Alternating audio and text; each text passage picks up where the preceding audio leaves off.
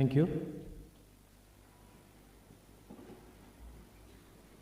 Now KSTA theme song will be played.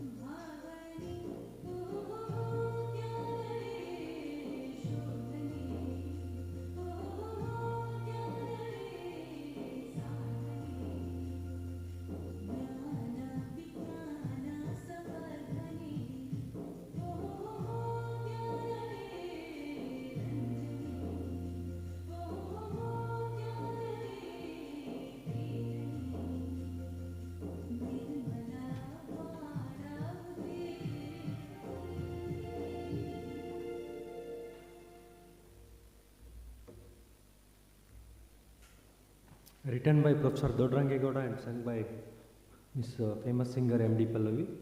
Now I request Dr. Anandar, Senior Scientific Officer KSTA, to formally welcome all.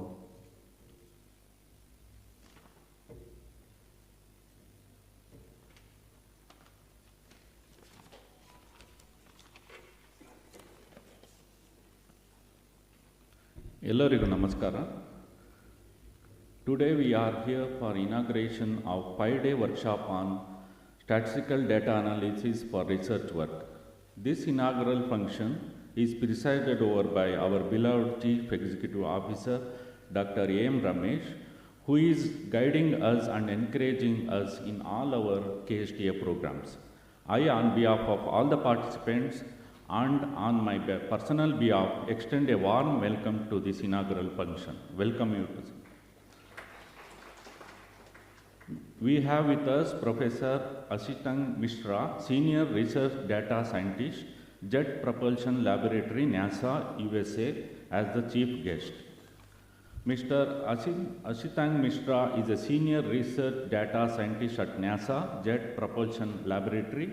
He has contributed immensely in developing artificial intelligence and machine learning solutions for NASA JPL and providing machine learning expertise in collaboration with DARPA, Defense Advanced Research Project Agency, DHS, Department of Homeland Security, NCI National Cancer Institute, USGS United States Geological Survey, and Chevron Incorporation.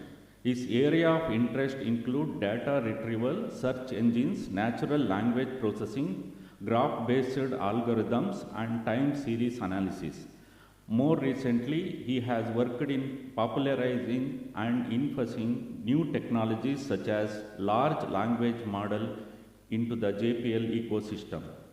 Awards and recognition includes NASA Space Act Award for work on DARPA MIMEX Project 2022, IEEE Senior Member 2022, JPL Team Bonus Award for successfully completing the JPL Chevron Image Analyticals Project 2019 and JPL Silicon Redda Project in 2017, JPL Team Bonus Award for attending as a judge in UCLA Hackathon event 2018.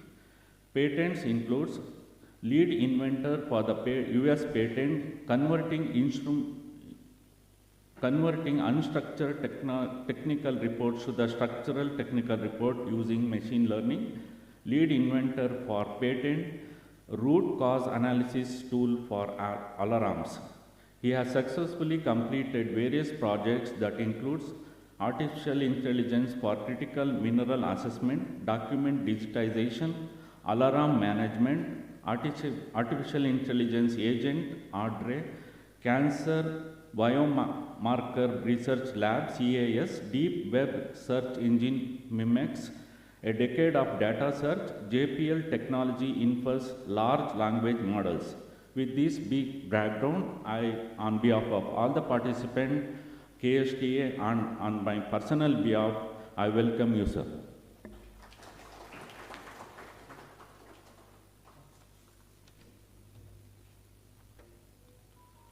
We also have Dr. Jijo EV, Professor, SQC and OR Unit, Indian Statistical Institute, Bengaluru, as guest of honor. Dr. Jijo EV has done master and doctoral degree in statistics and MTech in quality, reliability and operation research. He is qualified assessor for ISO 9001 and ISO 14001 and certified master black belt in Six Sigma. Dr. Jijo's area of interest and expertise includes reliability, Lean Six Sigma, quality management, statistical process control, design of experiments, Tagochi methods, business forecasting, statistical modeling, business analyticals. He is working as faculty in SQC and OR division of Indian Statistical Institute since October 1997. He has published a book on Six Sigma for small and medium-sized enterprises, a practical guide, published by CRC Press, New York. He has published more than 36 articles in international reputed journals, 5 articles published in technical reports, national journals and conference proceedings, and presented more than 36 papers in conference, seminars and workshops.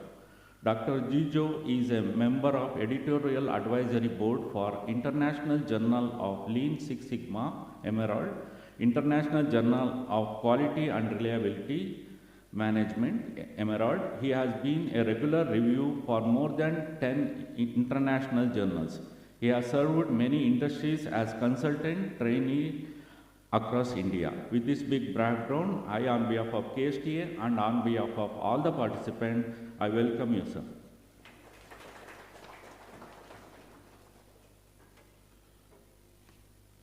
A warm welcome to print and visual media persons who are with us to cover this program. I welcome Sri Srinivasu, Scientific Officer and Program Coordinator, and all my colleagues at KSTA, and all those who are directly or indirectly involved in this program. I extend a warm welcome to all the participants to this inaugural function. Welcome one and all. Thank you, sir. A warm welcome to you on behalf of all of us present here. Now I request all the dignitaries on the dais to formally inaugurate this event by watering the plant.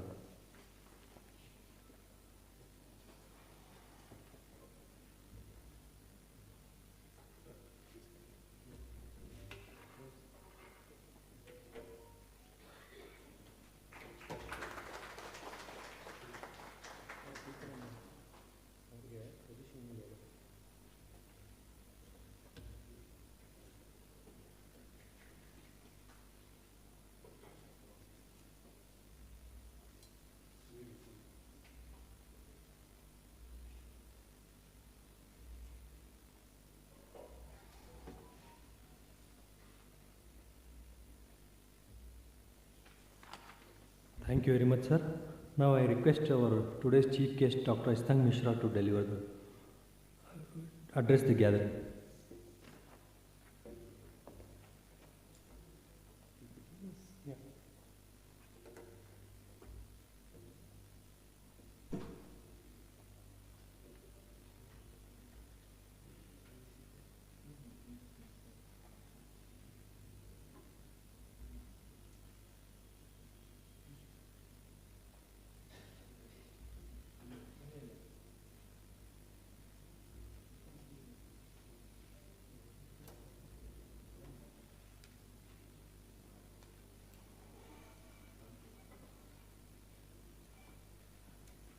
How much time do I have, roughly, so that I can pace myself and not take too much time or too less time?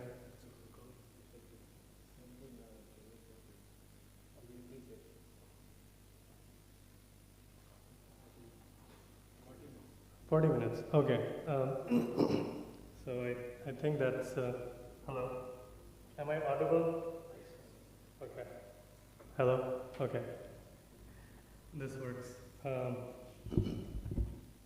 Okay. Let me know when if I'm not audible to anyone. Seems like I am. So hello everyone, and thank you very much for inviting me here. I'm quite delighted to be part of this workshop, and thank you all the other dignitaries for having me here. So, you guys got a long list of my background, and so I will not bore you with more of what you've already heard, but I'll tell you a little bit about myself. I'll tell you a little bit about where I work and what I do, and then I'll give you some examples of things I've worked on to give you some perspective as to what kind of things, what kind of problems we face at JPL, NASA, and things like that. So, hello again. I'm a senior data scientist at NASA JPL, or Jet Propulsion Lab. It's a very unique organization, and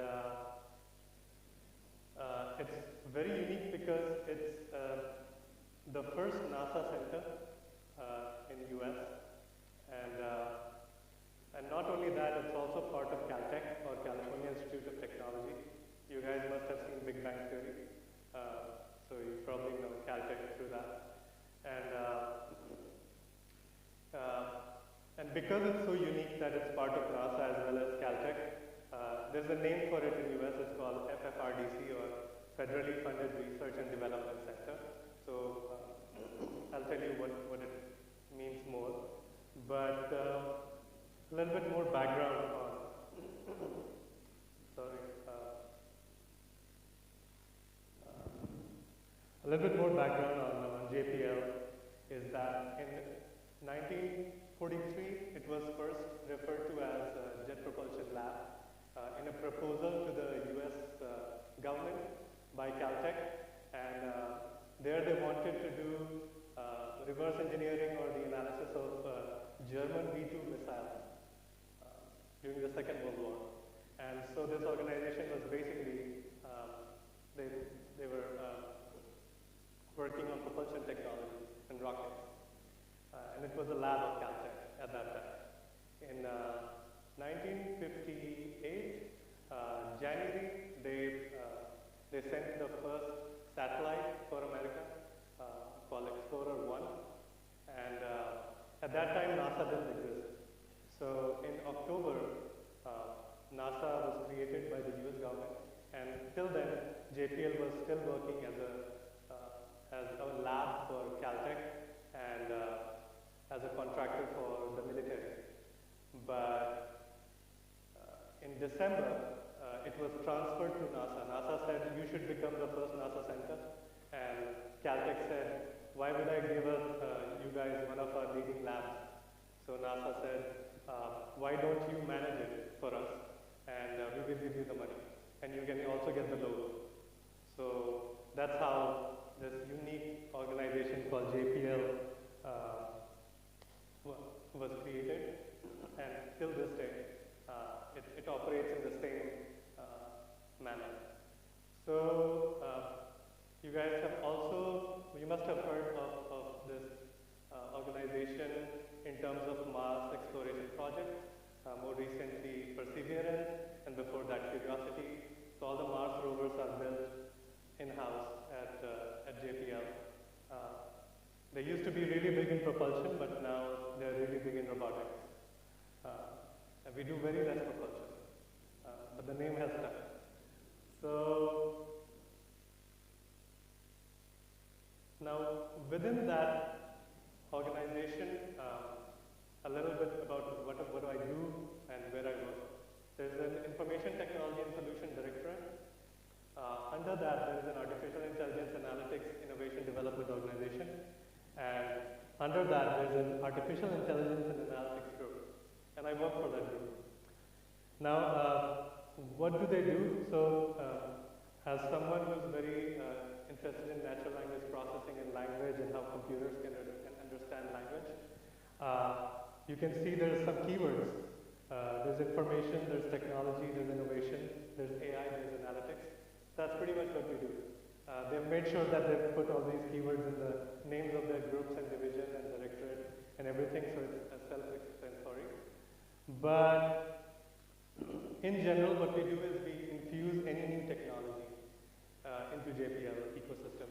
And this technology could be anything new, like when 5G came, we were thinking, what can we do with 5G that can help our engineers and scientists do their job better? It could be something like an enterprise solution like Microsoft 360. There's something called Slack for chat. So it could be as basic technology as that, or it could be a very disruptive technology like ChatGPT, where everyone is trying to think, what can we really do with this new technology that can help us and our organization?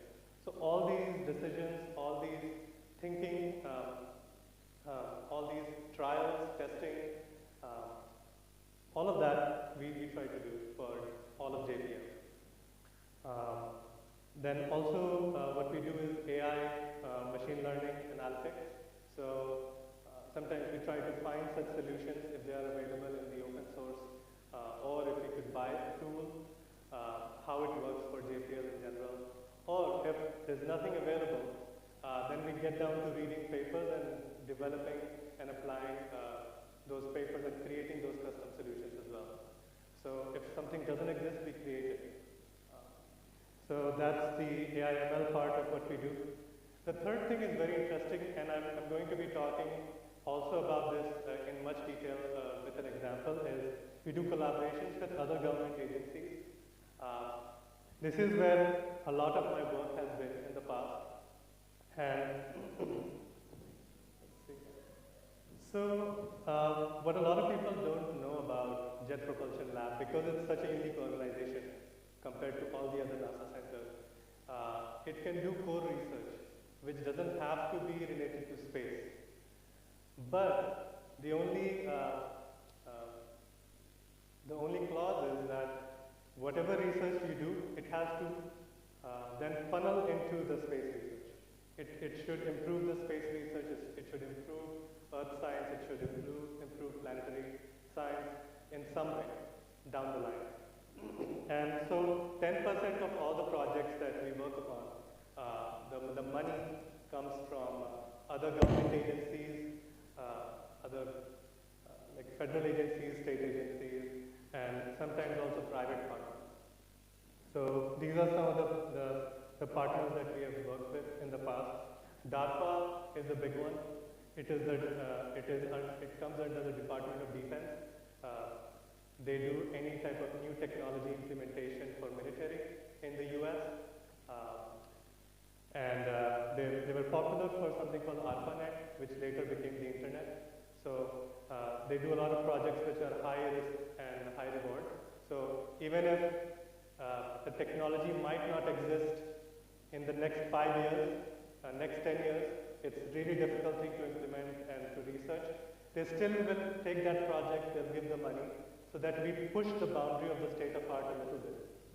So they're really fun projects to work on because you can come up with any wild idea, but as long as that idea somewhere takes you closer to the solution, they will fund it. Then Department of Homeland Security, of course, National Cancer Institute, and we also have an MOU with Chevron for developing joint solutions for green energy and anything that's related to improving the situation of Earth. So today we're going to be talking about one such project. We're going to be talking about two projects, so perhaps I'll move a little bit quicker because I think I have a lot of ground to cover. The first project is, I wanted to give you guys an example of an interdisciplinary data science project, what it means. This project was a joint venture between USGS, DARPA, and JPL. So let me give you the backstory. What happened that there was an executive order, which was based on an Energy Act in US. Based on this order, USGS, which is the US Geological Survey, what they do is they do mineral resource assessments across US. How much this particular critical mineral is available, where, in what quantity, in what purity. They do all that in the US. That's kind of their main thing. Now, the government told them to do the mineral analysis for all the critical minerals. I think there are at least 35 critical minerals for US. And they said, can you do it in like 5 years? And they came back and said, this is going to take us more than 50 years, sorry. We don't have the technology, we don't have the manpower. Even for one mineral, it takes 2 to 3 years to do it really well. And then they went to DARPA because they know DARPA does these kind of crazy experiments, and they can maybe possibly, if anyone can make that happen, possibly it's DARPA. So DARPA and our group had a really good relationship at that time, and they involved us as a technical lead for this project. And I was leading this effort technically to understand the space of the problem and to propose solutions. So after a lot of talking with the USGS scientists, we came up with this workflow. I'm not going to go into the details of it, but you can see it's a very involved workflow. There's a lot of processes involved. And on the left is a part where they gather and compile previous data from previous reports that they have created for assessments, from state government reports, from private industry, mining industry reports. And as you can imagine, these reports are all in different formats. They have different databases, different types of data, different modalities of data. So a big chunk of their work goes in compiling this data, homogenizing this data, removing the images, removing the tables from PDFs, putting into Excel sheet. A lot of these kinds of small things, and we understood that maximum time is taken by these scientists who are just doing this type of things, which only humans can do. Machines are really terrible at doing these things. But once they have all this compiled data, then they can sit down and they can do all sorts of, they can apply logic and models and statistical models on tonnage and purity of the critical minerals based on previous data, and they can generate some sort of predictions all across US. But the first step was the most difficult step. So we decided we're going to focus there. And based on a little bit more back and forth and like brainstorming and things, we decided we are going to pose this as a public challenge and see who can solve it. So we came up with this challenge called Artificial Intelligence for Critical Mineral Assessment competition. There was prize money involved, but really people wanted to solve this problem. So a lot of universities, leading universities in US, some private industry people also took part in this challenge. There were two challenges in this. The first challenge is map feature extraction challenge. So you can see this particular map. There's There's these colored areas. They can represent any information in a map. This is usually a scanned map in a PDF. They're not digitized. And as a human, it's very easy for us. Like we look at the legend, we see what color represents what, and we know that this part of the map represents that particular feature. But for a machine to do this, it's very difficult. And these scientists, it will be really good for them if we could separate this purple area, for example, and say this is the cadmium list, and put it in a database. In a geodatabase of some kind, so that we can apply these layers, look at these different layers at the same time. We can do all sorts of these digital operations on it, which is not really possible if it's a scanned map. And the best you can do is you can hire 1,000 interns and tell them to by hand extract these features from maps. Very long process. So we thought, can we pose this as a machine learning challenge and see who can solve it? Now, so what we came up with is we will give you some clues. We will give you this legend. It tells you which color represents what, and the same color is in the map. So can you really segment this map based on this color? So can you match it? That was the first machine learning challenge. The second was called a map georeferencing challenge. I mean, it's quite self-explanatory, but let me tell you what happens is that if you have a scanned map, a lot of times it doesn't, you can't really, or you don't really know where you can put this particular small map on the globe. And you want to do it, put it in a geodatabase. So you want to geolocate it, you want to find the coordinates of its center, but not just that. You also have to georeference it, geoplace it, so that all the lines, all the mountains are matching, all the rivers are matching, all the geopolitical boundaries are matching.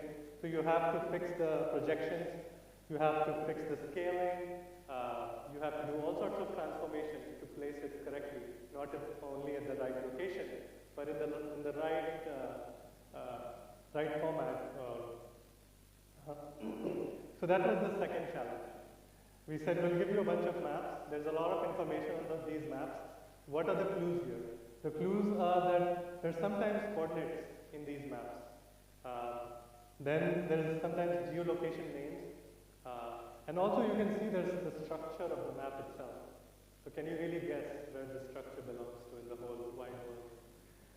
Again, it might sound simple, but it's a very difficult problem. Even if you take one approach, it's very difficult because by just the structure, which I think could be the best solution if solved. Least number of people in the research have attempted that because it's a difficult problem to find the structure and match it to the structure of literally anywhere of the world. So it's like a matching problem. Geolocation name it could be easy, but then again the names repeat. And you can roughly place a map somewhere, but you still can't scale it up. One middle solution could be if you could read the coordinates and see if you could find the grids and then place it. But again, there's hundreds of coordinate systems that are being used. Throughout time, also, currently there's no one single coordinate system that people put in the maps. So it's a very challenging task. So we wanted people to solve it for us. We didn't want to solve it.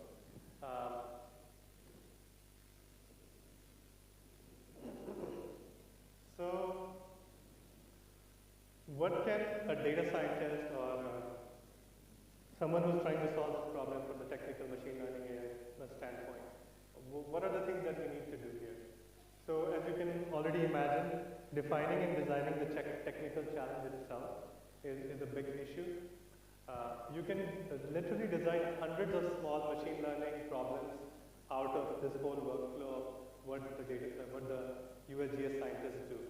But we came up with 10 solid machine learning problems that could be solved. The other thing is that you don't want to propose a challenge that you know no one will be able to solve because it's really hard to solve.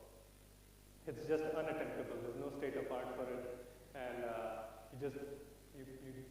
you can't pull the rabbit out of the hat for that. The other thing is it shouldn't be too simple because then someone might have already solved it, or someone like for the first challenge where you have to match the legend color to the map. You can say, oh, you just sample a pixel color from the legend itself, and then find where that color exists in the map. Usually it's not as, thankfully for this project, it was not as simple as that. And that's why the problem existed, because even if you sample, because it's a scanned map, you don't know where based on where you sample, the color might be slightly different. And the map example I showed was really a good example, but usually there are different gradients of color, they're very similar looking colors, and there's not always a color, there could be patterns there. So there's all sorts of phrasing that can exist. So that's why it's a challenging problem, but it's not entirely unsolvable. If you really put your mind to it, you can really solve it. So what really are we lacking? So after having 10 such candidates, we selected only 2 for challenges because, again, we had limited resource to pose this as a challenge, because managing challenges is a nightmare. It can become a nightmare if you have 10 challenges going at any point.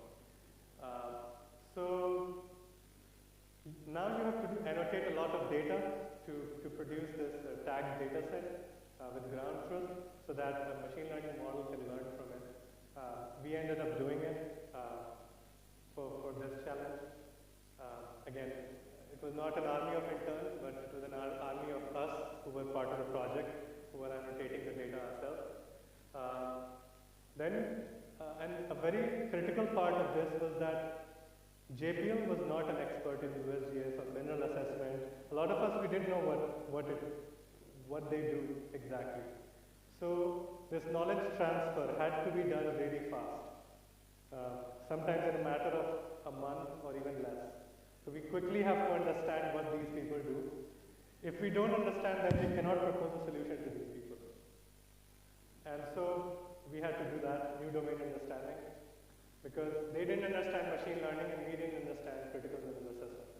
So we had to meet somewhere in the middle. In the end, of course, we had to define a scoring metric because these challenges didn't exist at that time in the machine learning corpus. So we created the data, we created the challenge, the problem statement, and we also created a scoring metric. Because you're judging not only a particular feature as a polygon or an area, but also a line feature, like a river or a railway line on a map, or points on a map that represent mining area, mines, particular mines or particular locations. So these are different types of predictions that you can do. So how do you match a prediction with the right answer? So for that, we had to develop our own metric for this. And then, of course, you have to do all the data preparation and evaluation pipelines that could be run automated way. Every time someone submits a new solution, we should be able to tell the score as to how close you were to the right answer. In the end, once the challenges were out there and people attempted to solve it, we gave them the money, some won, some lost. And what really happened was we got a really good understanding of what could be attempted, what's out there. We already did that research before posing this as a challenge, because the last thing you want to do is you create a challenge and someone comes and says, oh, we solved it like last year, why didn't you ask us? Give us this much money and we'll give you the solution. So it might happen, and at that point DARPA will say, why did you guys spend so much of our money? These guys have the solution. So we have to make sure that no one has solved this problem already. So we made sure of that. Now, in the end, we got a better understanding of what the state of art is and what the problem itself is. So this picture is a part of a call for proposal that DARPA came out with after these challenges which was for a multi-year project where this was part of the problem that they sought people to solve, which was complete digitization of maps in PDF. There were some other problems, digitization of tables, connecting tables to maps, connecting tables to the text in PDF for USGS use case. So this was called critical mass call of proposal. So this project is ongoing right now. It's a multi-year project. So I wanted to give you guys some idea as to how things work in applied research. When you have no idea what exists, all you have is a problem. Like, this is what I need to do, and today I can't do it. From there to how to even solve this problem, how to even approach this problem. So this is a really good example of how at least we approach at JPL such problems. Another thing, again, I'll try to move a little bit faster with this. I don't know, I might have taken too much time in the previous one. But this is a very exciting topic for us and for everyone in general right now. After you guys, have you guys used ChatGPT yet? Anyone who's used it, please raise your hand. Okay, cool. So you guys are aware like what it can do, how smart it can seem, how many things it can do, and how useful it is fast becoming.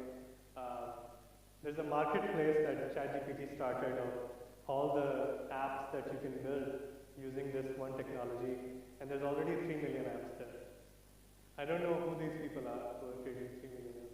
It just tells me Earth is really big, at least. There are a lot of people who are doing a lot of amazing things. So you can understand how interested people are. And an organization like JPL, it was a big deal because we do cutting edge research, but we are an old organization. So sometimes with old organizations, with anything new, we always like tap it twice and like, will it work? So same with machine learning and AI. In general, it's the philosophy, or that's how people approach it at NASA and JPL. It's fine. It sounds very swanky. It sounds very interesting, but will this work? AI and machine learning, they sound really interesting, but a lot of times it's just fancy words, and they might just not work for a lot of these hardcore use cases that we've been working on using more classical approaches. So that's always the challenge.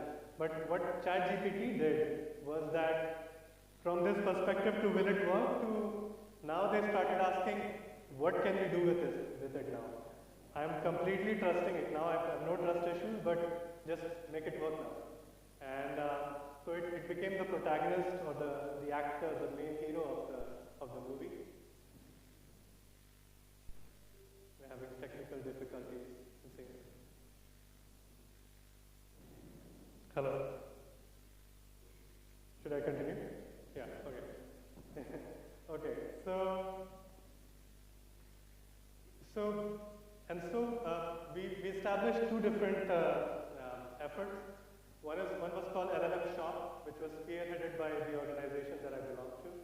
Another was called a Foundation Model and LLM Task Force, which was a group of 4 people who were given the task of comprehensively understanding various use cases and aligning them to existing technologies in the market. So basically use cases and how to solve them. And this was driven by the Data Science Working Group at JPL, which is a community for data science. And then they also do call for proposals for data science projects. They fund small proposals. Now, what ended up happening was that we ended up gathering a lot of use cases across a lot of disciplines across Jet Propulsion Lab. And we also created a bunch of prototypes using ChatGPT and similar large language models and foundation models to show how it can work with our data. There were 2 categories of people that we saw in general. Some of them, they wanted to They were like, give me the technology, I'll use it myself. The other people were like, this is our problem, can you solve it using that technology? We saw both. And then we saw multidisciplinary interest from various backgrounds within JPL. So I'll talk a little bit in detail about those.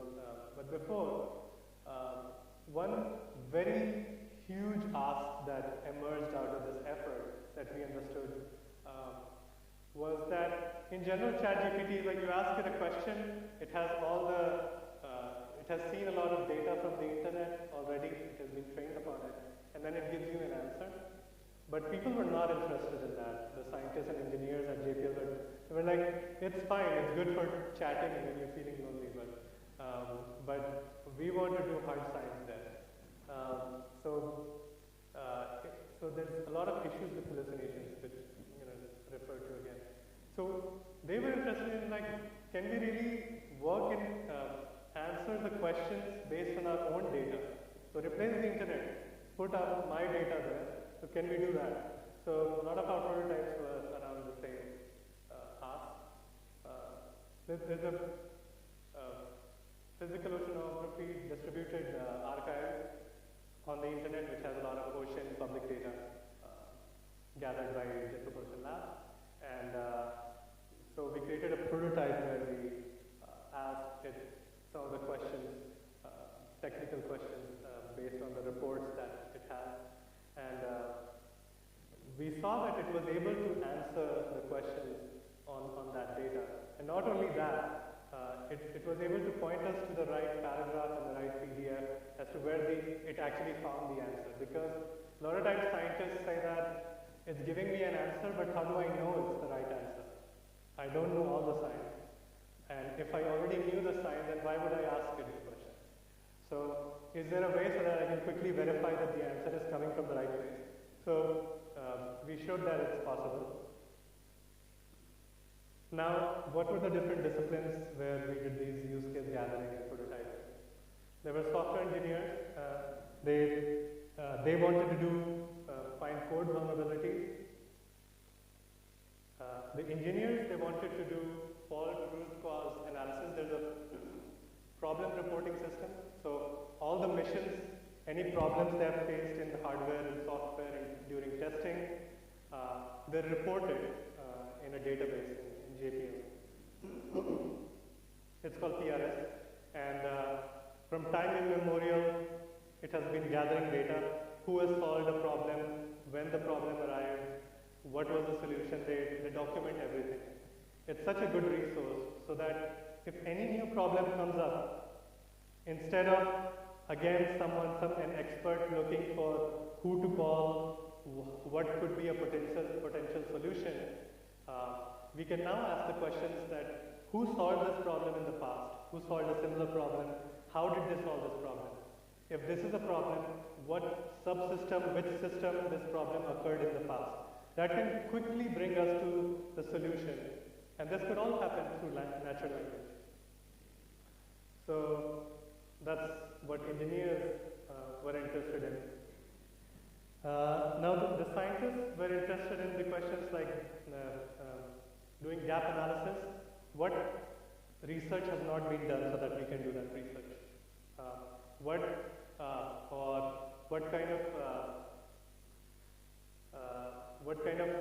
And of course, as I said, they wanted a smart science question answering assistant. So anything that they don't know about a particular field, they can quickly look it up. The Deep Space Network, they have a lot of schedules that they give to missions so that they can use the antenna during that time. They can do their uplink and downlink. They give a lot of natural language constraints to these people as to, I can only use the antenna during this time, it has to be this particular band, and a bunch of things. And can we come up with schedules which can satisfy all the constraints given to us, which is a very human process right now.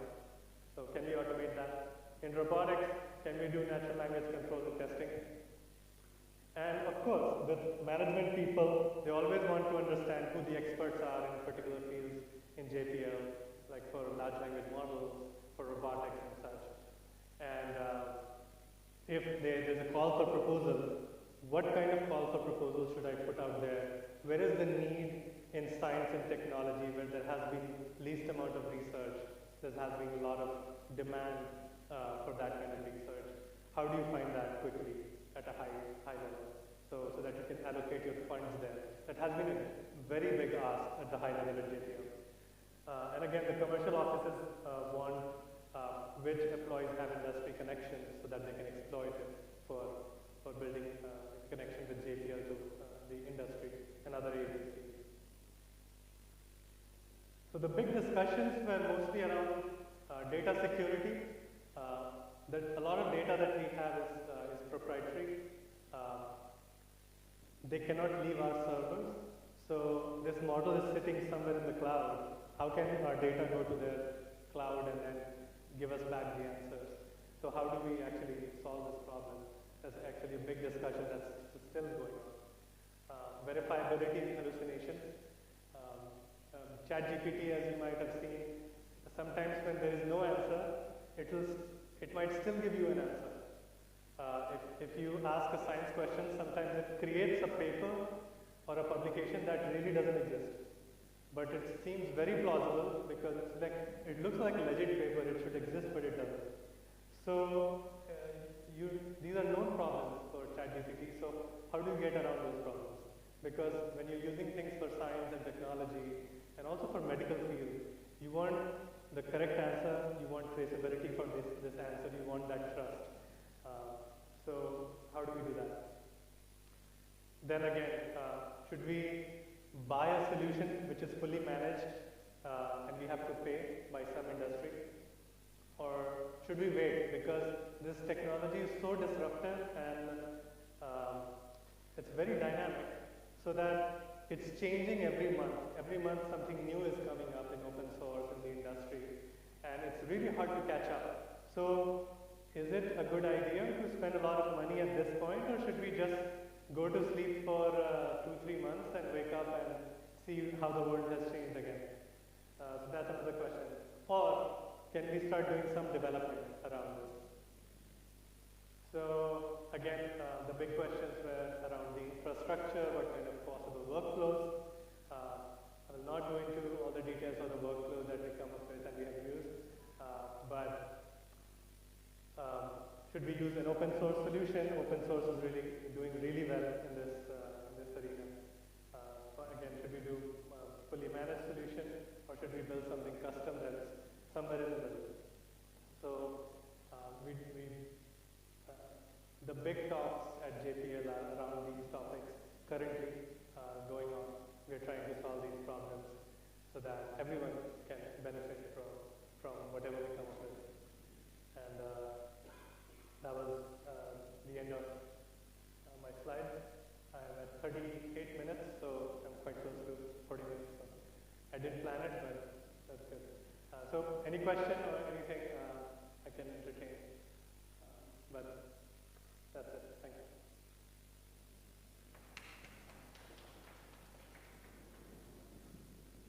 Yeah.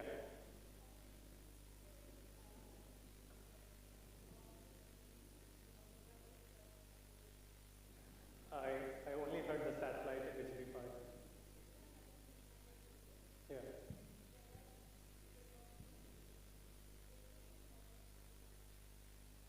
Of course.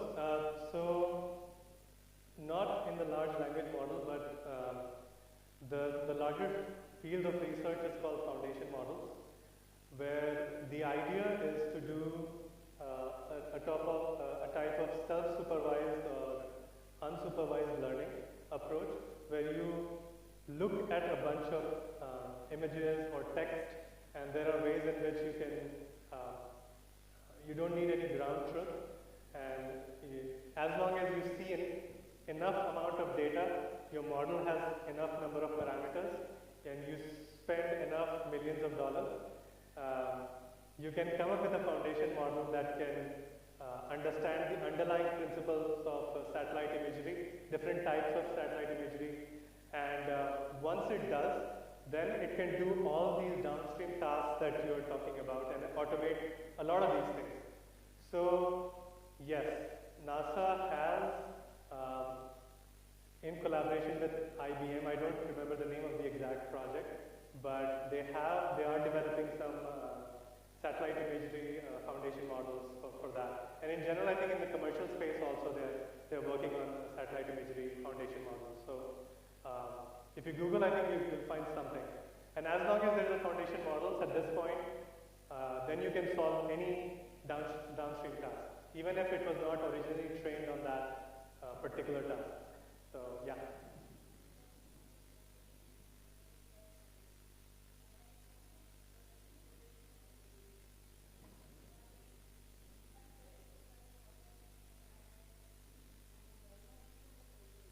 Yeah.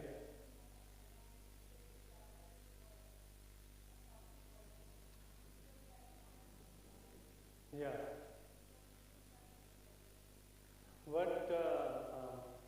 What software do you use for this? QGIS. Yeah. So with USGS, I became aware of a lot of these softwares, and it's a very proprietary market at this point, as I know. They give you some AI machine learning automation, but it's not probably there where you just like do it and you forget, and it just does it for you. You still have to like move things around, fix the projections, right? I would say it's very much possible in the near future where something is going to come in the open source realm, because I'll give you one example. Like you can see how fast Photoshop developed its technology of cropping an area, completely removing and writing some prompt, and it just creates it for you. That's kind of one example of how. So the technology is there, it's already there. Just someone needs to pour in enough money and do some sort of an industrial collaboration, because the biggest hurdle right now with training such things is one, I think the data is there, at least for satellite imagery, right? But training foundation models at that scale needs a lot of resources and money. A lot of research has been going on in reducing the size of these models and the cost, so that the commercial CPUs or GPUs can train a model, and maybe in, say, 1.5 years, you can do it in your laptop or some very cheap cloud infrastructure. So we are moving there. Once that happens, then you can just ideally put all your terabytes of satellite imagery and it'll churn out a foundation model, and then you'll have a held out set of tag data where you have fixed the projection, so bad projection versus good projection, and you train it on that small sample of say 5,000 images, and it does it for you. Right now, it doesn't exist, and I know that there's kind of a monopoly of geo tools for all these things, because no one is doing a really good job in the open source, and that's why actually those two challenges existed, because we couldn't find anyone that. So even for the maps, the same problem. You have to fix the projection, and it's very difficult to do it, and even doing it manually is very difficult. So I'm going to say you should be hopeful that within 6 months to a year, you'll see something that's in the open source. NASA is already working on the collaboration. Yeah, sure. Thank you.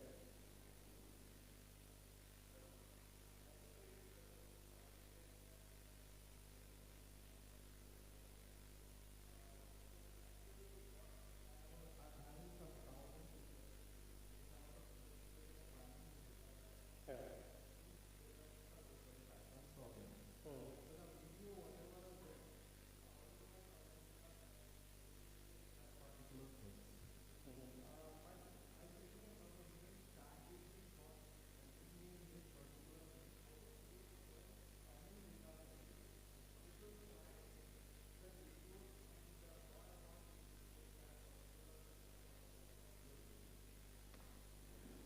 I see. So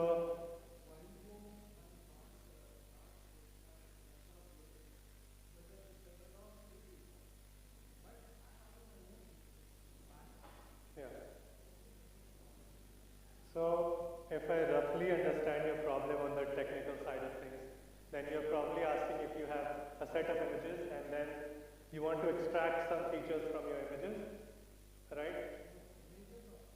Yeah. Yeah.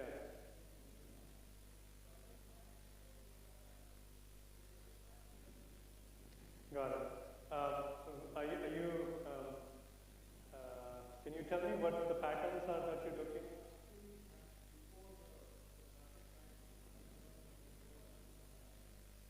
Oh, I see. So you're looking for the traffic lights? Yeah. Yeah.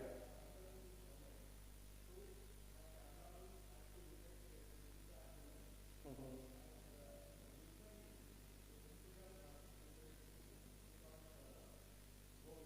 Yeah.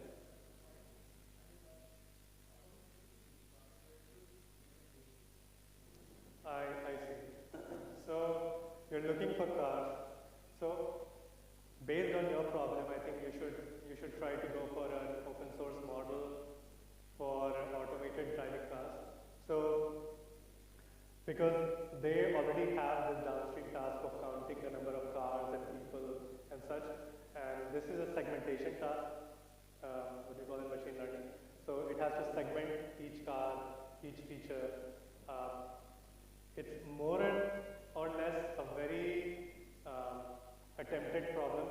So I think you shouldn't have issues finding a good model. I would say try to find something in Hugging Face, try to go for Kaggle website and see what people have attempted before. Definitely don't reinvent something of your own, in this case at least, because it's a well-known problem. I was asking because sometimes you want to detect something that's completely out of the box, like I want to detect number of coconuts in a coconut tree. So that thing, you might want to go with a foundation model called SAM, or Segment Anything. It's by Facebook. There, not only it can segment things right out of the box, but it has some limited capability of knowing what that particular thing is. Like this is the leaf, this is the tree, this is the coconut, and this is the guy who's going to get the coconut.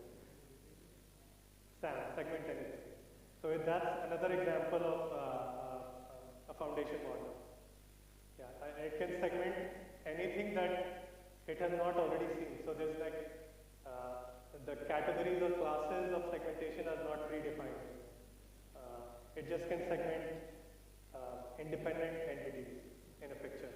It's a very useful technology in general. So explore a little bit on the internet, you'll find something.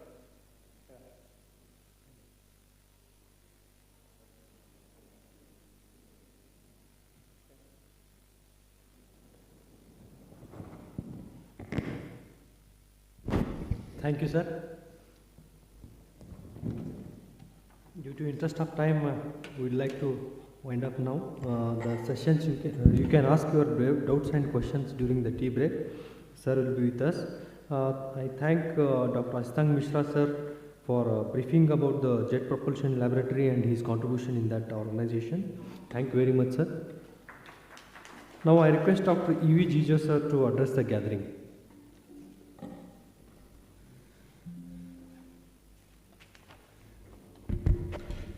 Good morning to all of you. I am happy to be here again. Maybe almost last 10 years we keep on coming for delivering different type of talks here. This time, this is one of the most relevant topic of the recent time about the statistical data analysis. Because I think in whichever area you are doing research, if you have statistics and data, making meaningful conclusions are always easy, right? And also, I congratulate the organizing team to organize such a wonderful program for 5 days. Also, all of you have taken a big challenge to attend this course for 5 days, right? Including Saturday, Sunday. So that is a big commitment all of you have shown. So I would like to congratulate all of you for taking this kind of a challenge. I have another 1.5 hour session after tea break. So why not? I'll talk more about that time. Thank you all.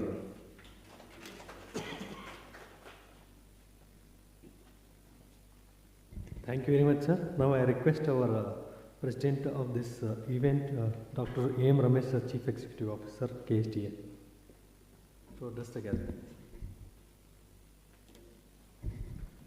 Hello, good morning, everybody. Dr. Jijo, sir, Dr. Mishra, Dr. Anand, Mr. Srinivas, Mr. Gowda, Mr. Umesh, Mr. Dilip, and all the participants from different parts of Karnataka. Once again, welcome to you all to KSTA. Statistics has been one of the very popular training workshops that KSTA has been organizing since over a decade or so. Whenever we want to organize a statistics workshop, we look up to Dr. Jijo for help. He has been very kind enough to our request. He has been with us for the last, as he told, more than a decade. On behalf of KSTA, thanks, Professor. And Dr. Mishra, somehow my friend in ISRO told me that Dr. Mishra is here in Bangalore. He'll be there for a few days. Then I thought I must make use of his presence in Bangalore and invited him. Immediately agreed to come and deliver talk. He delivered a very wonderful talk on JPL work. In fact, our first chairman, Professor U.R. Rao, worked in JPL for nearly 2-3 years in early 1960s. He worked on electromagnetism and solar wind. So we are very proud that we have worked under a great scientist for more than a decade. We worked under Professor Rao for more than 12 years. After that, Dr. Shivkumar sir, he was also our chairman. As he told, deep space antenna. Ballalo, I am sure most of you have known. It was established by Dr. Shivkumar sir.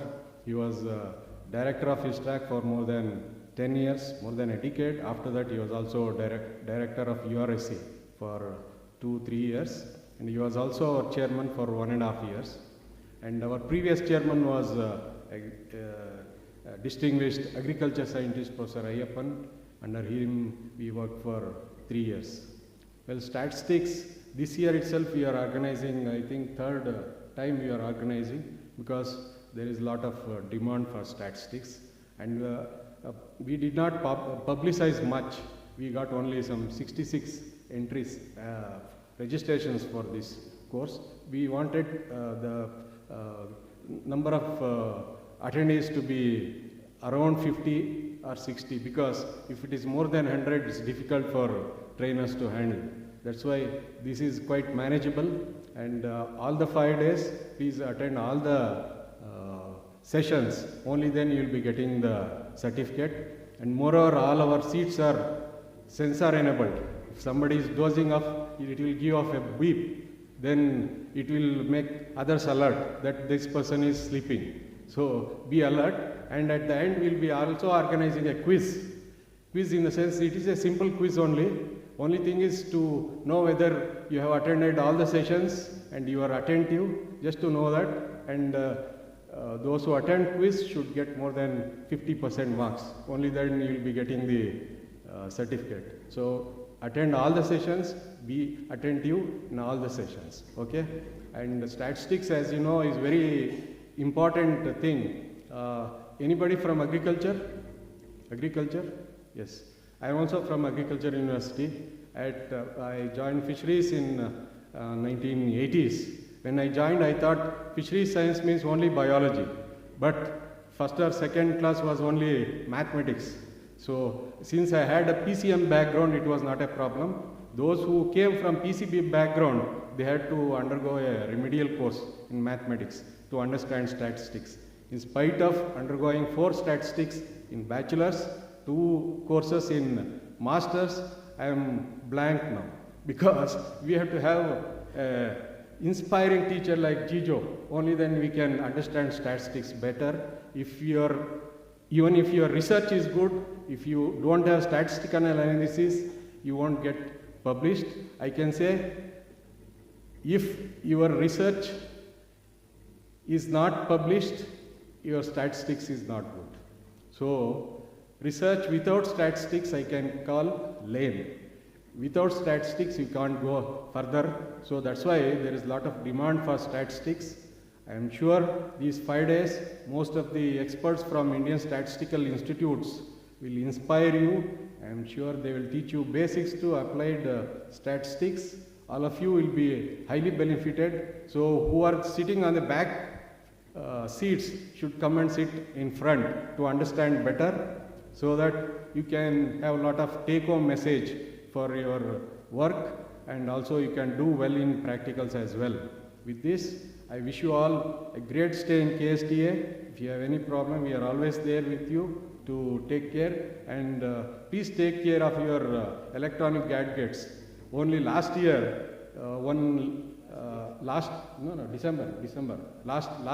December, one girl lost her mobile. It was a very unfortunate thing. All our, we have CCTVs, but at that time, CCTV did not work. At that day, that was unfortunate.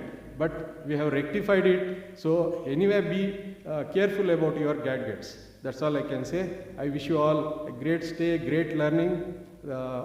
Thank you.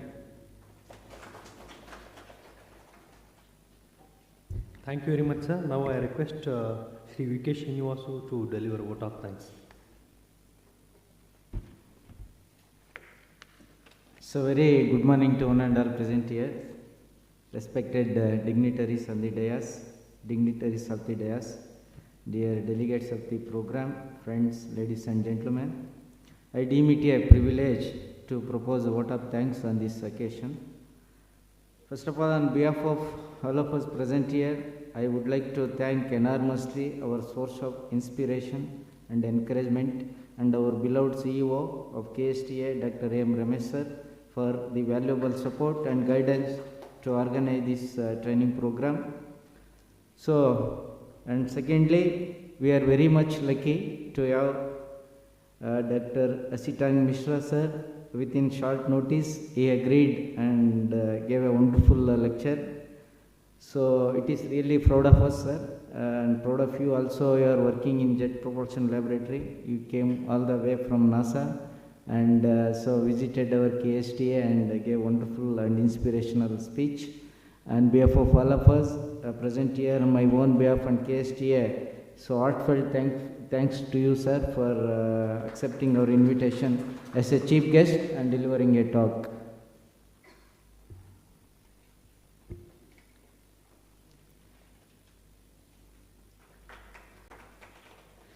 So as already our CEO sir said, we always ring the bell to Jijo sir for statistical and also research methodology workshop. So thank you very much, Jijo sir. Sir is a professor at Indian Statistical Institute at Statistical Quality Control and Operation Research Unit. Thank you very much, sir, for guiding and supporting KSTA programs, organizing these kind of training programs.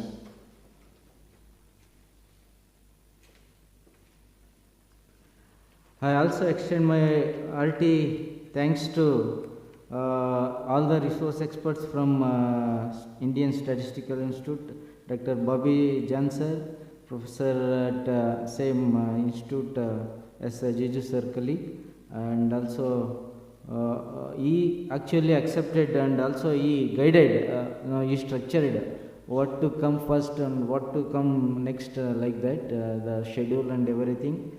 Bobby Janser is really a wonderful person. Tomorrow he is coming. And on behalf of all of us and present here on my own behalf, KSTA, thanks Bobby Janser, and also heartfelt thanks to Professor Jagdish from same institute, Professor Mautusi and Professor Sasi Jain from Indian Institute of Science, Bangalore, for accepting our invitation to deliver the distinguished lectures.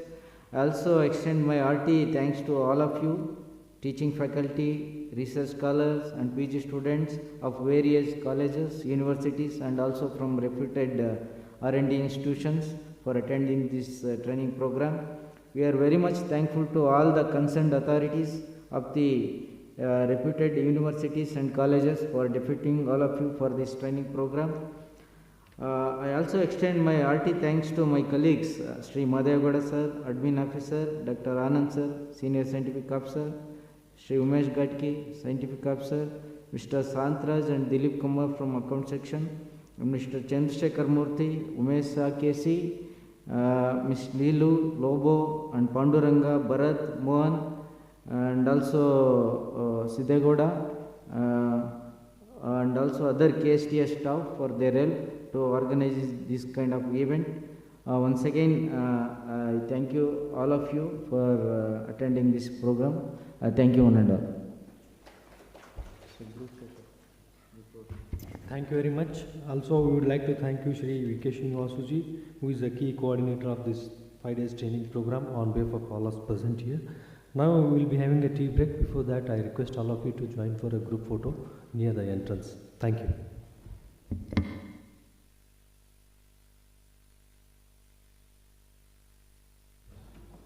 There is a WhatsApp group created for this workshop. If there is anything, please drop us a message.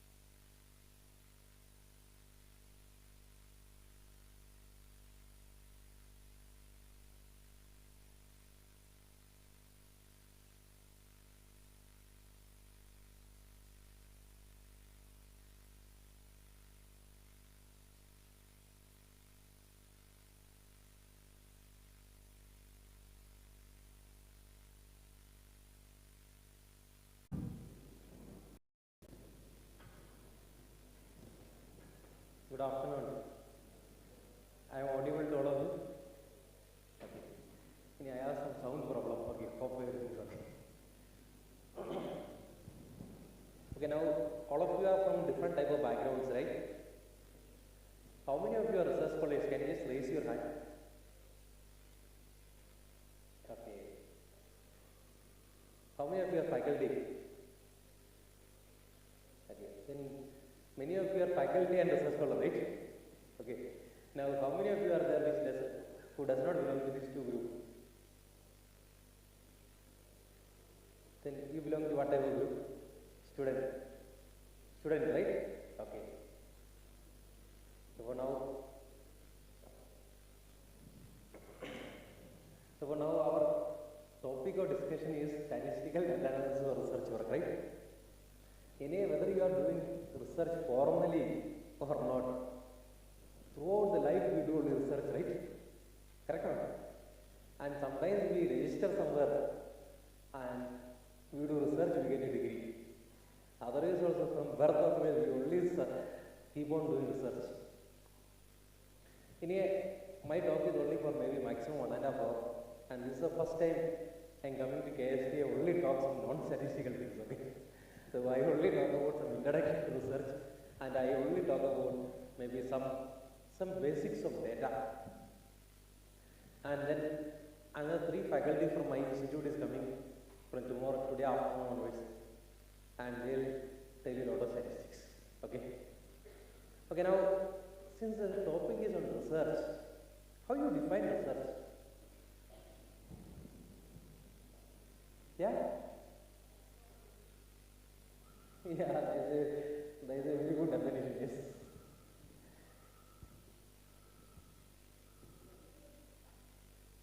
Yes. Yeah, try to find out facts, right? Yes. Then, anything else? Yes. So, systematically you try to do something so that you don't pick up anything randomly, right?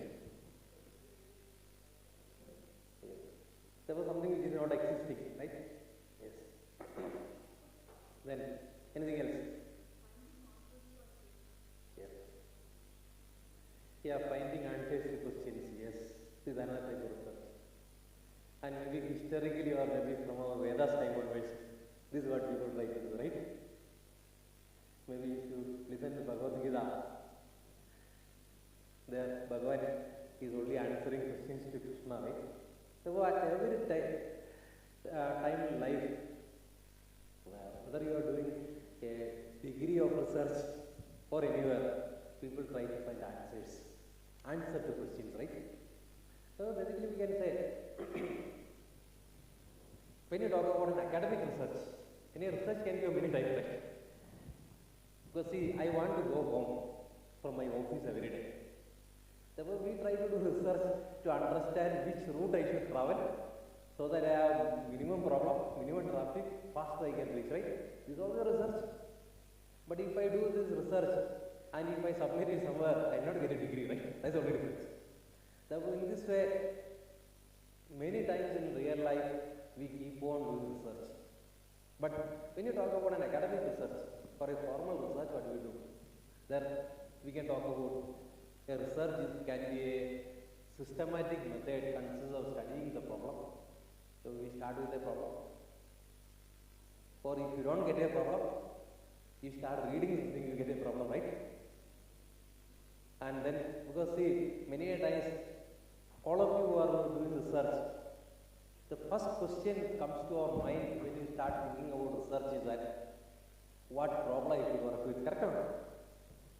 And that means with an emptiness we go for research. And once you start reading something, you feel there are only problems, right? Therefore, we get plenty of problems. And by the time you complete your research, maybe you will have enough problems in your hand so that you can grade at least 1 dozen students in future.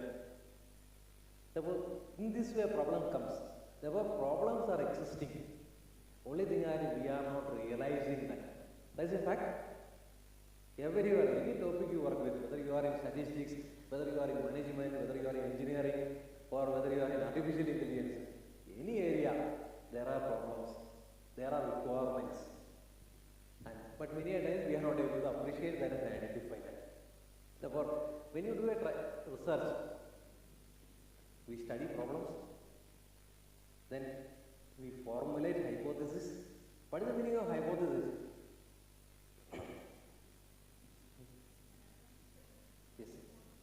Yes. Anyway, in the coming days, in statistics, we do something called hypothesis testing, right? Those who have learned statistics, you know.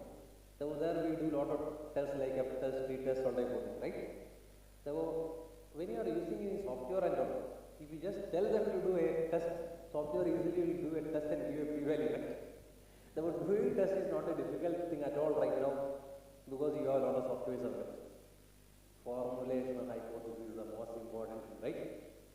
Therefore, in research, this is one of the most critical aspects, formulation of hypothesis. Now, once you formulate a hypothesis, then you need to validate them, right? For validating, what you require? How to validate your hypothesis? Use your data, right? Use your data. And unfortunately, this is the most painful area in research. Correct or not? If you look at many statistical publications, you can see still people uses data published in 1970s and 1960s. I have seen there is an area in statistics known as reliability analysis or reliability and survival analysis. Many students are working with me on PhD for this. All these students they will refer to 1970 Nelson book to get data and his analysis. Or otherwise nowadays the easiest thing is that write a program in R or Python for simulation and run a simulation model and try to validate your model, right? So many times the biggest challenge people face is getting real life data. Therefore, collecting facts and reaching certain conclusions. So one is you have a hypothesis, then to demonstrate your hypothesis to be proven or disproved, your data. And once your data Then many times conveniently we prove whatever hypothesis we want to prove, correct or not? Then many challenges comes there. What data should be collected? And the biggest data is about many a times people ask as a simple question, with how much minimum data we can manage, correct or not? Therefore, whether the sample size 10 is enough, 20 is enough, 50 is enough. I have seen people conduct sample surveys and collect sample size 15 and make big inferences out of that. I have seen people collecting 5 data points, make regression models and make inferences. Therefore, all these are the weaknesses of the system, right? And then concerned problem or certain generalization to some theoretical formulation. Therefore, generally when you talk about research, either you can try to address a new problem or you can generalize something, right? In statistics, we generally say, if somebody has proven something for 1, n equal to 1, you put n equal to 2 is a generalization, right? Or n equal to k is a much bigger generalization. Or suppose you have a data, somebody has proved for univariate data, for example, normal distribution. You consider 2 dimensions of that, you get a bivariate data. Or you consider more than 2 dimensions of that, you get a multivariate data. And people prove that. Therefore, all the generalizations, therefore your research can be in any of these areas. Okay, now anybody is there who is doing research in statistics? No. Most of you are engineering research, right? How many of you are in engineering? Doing research in engineering, okay. Few of you are there.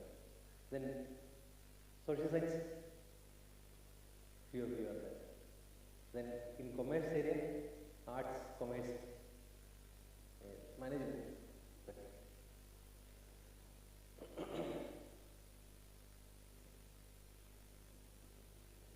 So sometimes if you search in literature, people say research also can be defined as maybe search for knowledge, or maybe systematic and scientific search for getting relevant answers to on any key specific topic, or we can say scientific inquiry into a topic, or we can say research is a movement from known to unknown. Unknown to known. Now, when you talk about research, people do 2 types of research. One is known as pure research, another is known as applied research. What is the meaning of pure research? Very fundamental. What Einstein was doing was pure research, right? Or you think about some basic science, basic formulations and all, you try to identify. This is basically pure research. And what is applied research? Application of something which is already established. That means somebody has made something, I'll try to see whether it is applicable to my process, then apply research, right? Which is easy. First one is easy or second one is easy? Second one is very easy, right? Many times, and whenever people do the second type of research, they use statistics in large scale. Because if you have a model available, if you have a formula available, if you want to test, is it applicable to my process, collect data on that, test it is research. Therefore, nowadays, what many organizations does is that they do research in interfacing areas. Interfacing area, what does it mean? You have some core area, and that core area you try to apply maybe statistics.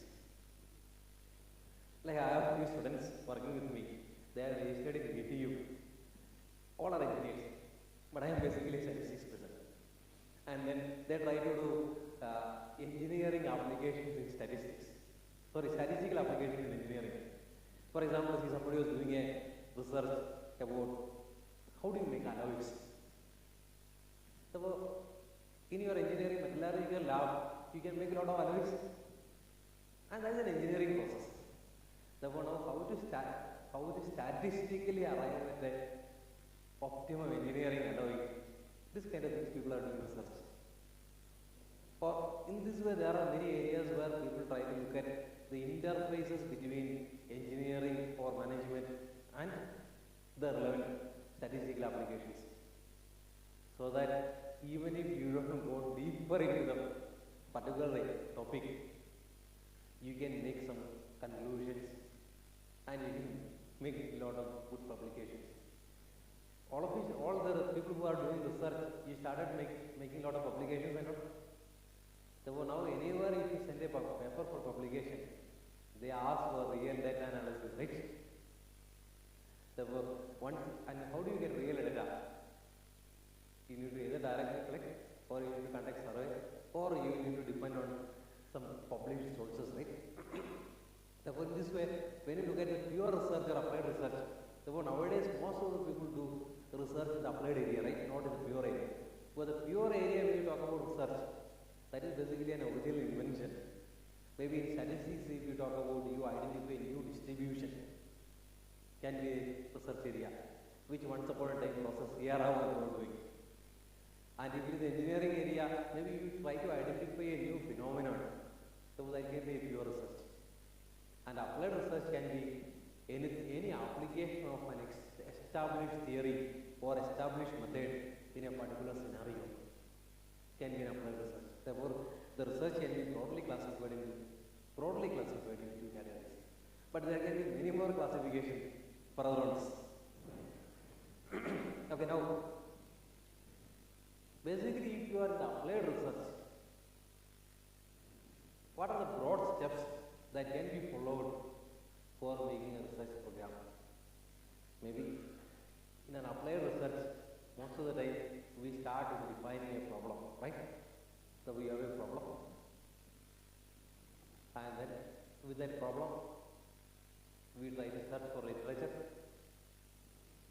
At least 10 to 25 articles we search, right? We start reading that. Then through this literature survey, literature study, what information you get?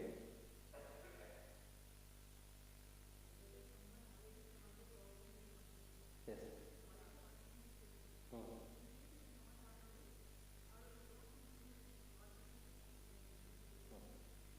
Therefore, basically most of the time what information we get is that what people are done so far. Correct or not? This is being answered by the literature review. Yes. Now the thing is that, see, the advantage of doing an applied research is that, suppose if you are working on a pure research, sometimes when you are, that means developing some new theory, right? It may happen that somebody parallelly somewhere else can be developing the same thing. So by the time you complete this theory, somebody else might have completed, right? There's a risk also, right? But if you try to say that I am doing an applied research in my own processes or some processes of familiar to me, then you are collecting data from that process. And that data will not be available to anybody, right? Therefore, in that way, many times I have seen that if you are doing an applied research, you are more safe. Because your data of a particular survey or a particular study or particular process or particular industry cannot be collected by somebody else at the same time, right? Therefore, by the time you prepare a paper, you will not get surprised at somebody who has already published. But many times in theoretical research, this kind of things happens. You develop a model, by the time somebody has already developed a model, and just it has published. Therefore, once you have a literature review, you get different perspectives about your problem. And many a times I have seen that after a detailed literature survey and all, you even redefine your problems. Can happen, right? That's why in universities, when you give a thesis proposal and all, there are provisions to even revise that at a later stage, right? Because many a times this is what happens. Many a times you start thinking going somewhere in some route, and because a lot of hurdles in the route, you decide to take some other route and you reach somewhere else. Possible? This is what happens sometimes in research. You try to achieve some result, sometimes we reach somewhere else. Maybe a better place. So that's why many times people say, when you talk about research problems, some research problems are like cast in stone. That means you have good clarity from beginning about what you are going to do. But most of the research problems get evolved over a period of time.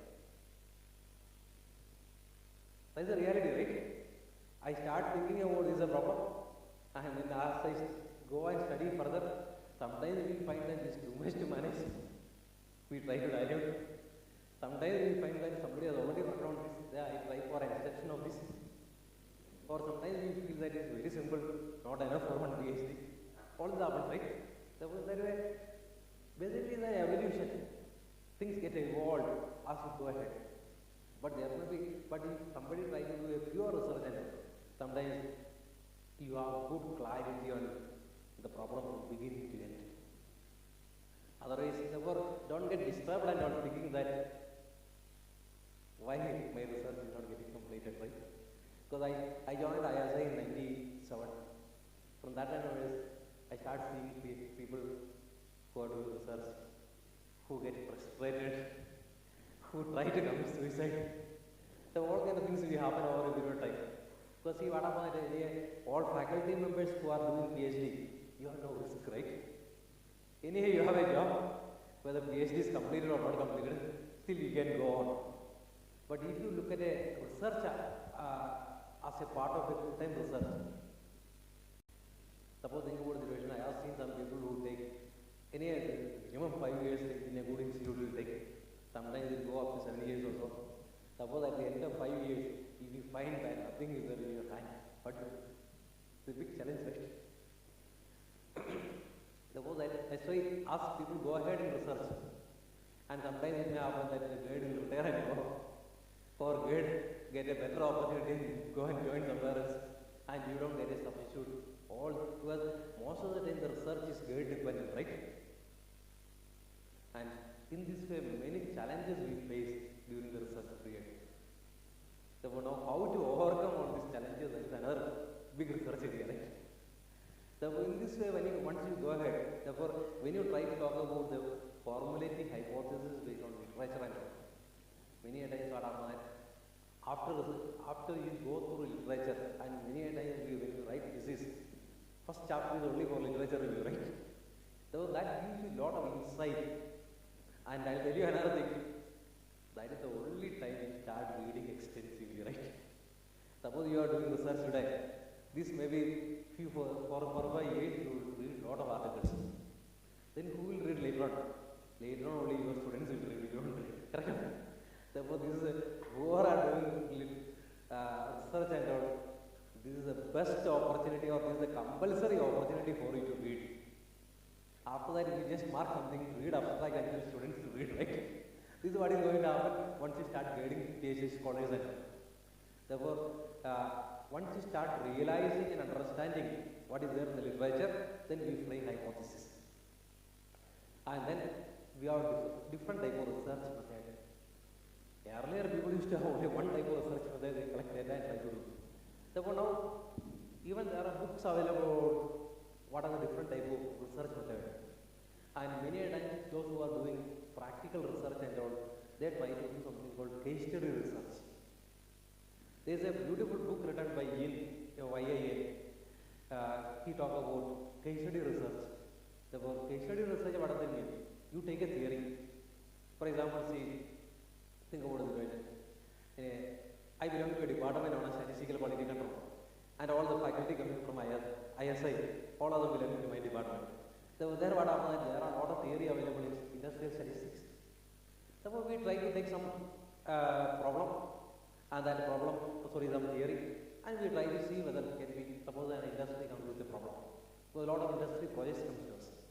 So we try to see what theory can be applied. So we try to see how this problem can be suited to a given theory so that it can be solved through that problem, right? Through that analysis. So when you talk about that research method, so here what happens, a research method can be in the form of a case study. Am I clear? Case study, what does it mean? Like a project, an application you take. Say for example, I will be a courier process, an industry. And then industry, what happens, there are machines which is running. And one machine is frequently failing. Therefore industry, people try to do a lot of things. And then sometimes they fail. Then they require detailed investigation. Then they go to people who know how to do detailed investigation. So what we can do that we send sometimes we send our students, sometimes we go there and try to see. Suppose we try to do just case study. Case study, what does it do? You try to define how to solve So in that way, many people do research, especially in the engineering field. People do research based on case study method. So for case study method means you just take the theory, directly the theory you apply to a process and see that process gives result. Understood? In this way, the Robert Dean book that gives a lot of examples and methodology for case study research. The case study research itself is a big area where people talk about how to apply things. Or there are many other methods, like people try to compare similar things and try to see what is the difference, try to fill up the gap. Or there is something called Delphi method people uses. In that way, there are a lot of methodology available for doing this kind of application research. So we can say, select the research method. Therefore, appropriate research method suiting to your scenario. Sometimes we decide we conduct a global survey to prove something. For example, suppose somebody is doing project research in management side. Therefore, some management principles, how it is applicable. If you want to study, you need to conduct survey among many organizations, right? Therefore, somebody use survey method. And once you get survey and all, if you get enough data, the advantage is that you can do beautiful statistical analysis to make a lot of good inferences. There are some methods known as multivariate analysis and statistics, which is appreciated very, very well. So if you have good survey with a lot of data and all, you can do all the data analysis. Therefore, after you identify your research method, we try to collect data relevant to the process. Now, data collection can go different ways. One can be direct observation, directly from the process, by measurements. Or sometimes, suppose most of the engineering projects, what you do that, you get direct data from industry, right? And most of the management and the other social science projects or research, you collect data by survey, right? Suppose somebody is doing a research on the socio-economic status of or the living conditions of people in some villages or in tribal areas, and I have seen people go there, conduct surveys, prepare questionnaire, ask information, and like that. See, in our institute also we have a department known as Economics and Analysis Unit. There they conduct a lot of surveys for the household income, for living conditions. They go to some North Indian villages and tribal villages and conduct large scale surveys, gather information, do analysis to that, and make publications and PhDs out of that. So in this way, this is another way of doing research. Therefore, research, the data collection can be of different type, but compared to that, collecting industry data will be much easier, right? So no risk involved, because people say that when our research colleagues, our research associates and all, when they go to some tribal areas and all, many times there will be a lot of resistance. People will not give you data. People suspect you are some spy for government and all. Especially when they say that, and this is a place where we don't tell our short form. Because if we say we are from ISI, people suspect us. So we always tell our students, you tell full name, you statistical institute. And also when we are telling that you are from government, this is a government organization. When you say you are from government, then people say things that they came for the investigation. See, many times our economics department, they collect data on income, agricultural income and things like that. Then people think that they are from the economics department, came for catching us. So all these challenges people faces. Therefore, this is a big problem with socio-economic surveys. But the people who are doing engineering research and try to collect data from engineering field, this much challenge is not. If you are able to catch up with some industry who are willing to help you, then you get easily data without resistance from people. Also, another thing that in our social science research and all, people are verified that intentionally people give wrong data. It may have somebody was showing when they went around in the village, one house was having some 25 cows, and that the survey when they were filling up, he told he has only one cow. And the neighbor has told them that he has 25 cows. So in this way, people give wrong information. Therefore, and many times you have no ways and means to verify that, right? But if you go to an industry for collecting data, suppose you manufacture a component like this, we collect data on length of this, diameter of this, thickness of this. This is not person dependent, right? So in that way, challenge is less, reliability of data is more. Am I clear? Therefore, in this way, you collect data. Therefore, once you collect data and once you do analysis is basically mostly by statistical methods, right? Therefore, now you are familiar with any statistical software? SPSS, right? Okay. And then I think the entire session is depending on R, right? The R software. Therefore, what you can try to do that tomorrow onwards. All of you can bring a laptop. Today is an okay. Today you cannot go ahead. But tomorrow onwards, all of you can bring laptop. Therefore, the concerned faculty will give you some data as well as the corresponding code. You can practice it. Because the challenge with any other software is that SPS is very costly, right? Yeah, Minitab. Yeah, actually, industry mostly uses Minitab. But nowadays, Minitab is very costly. Therefore, now what happens is if you are a faculty, you have to depend on your good students to make crack for the software, right? Many times it happens in our institute, some of our research scholars comes and give us, sir, this is the latest software. They develop some crack and then give. Otherwise, it's very costly affair. Therefore, if you can try to learn R or Python, that will serve the purpose because many times, especially if you are in an academic institute, we have a lot of online funding, right?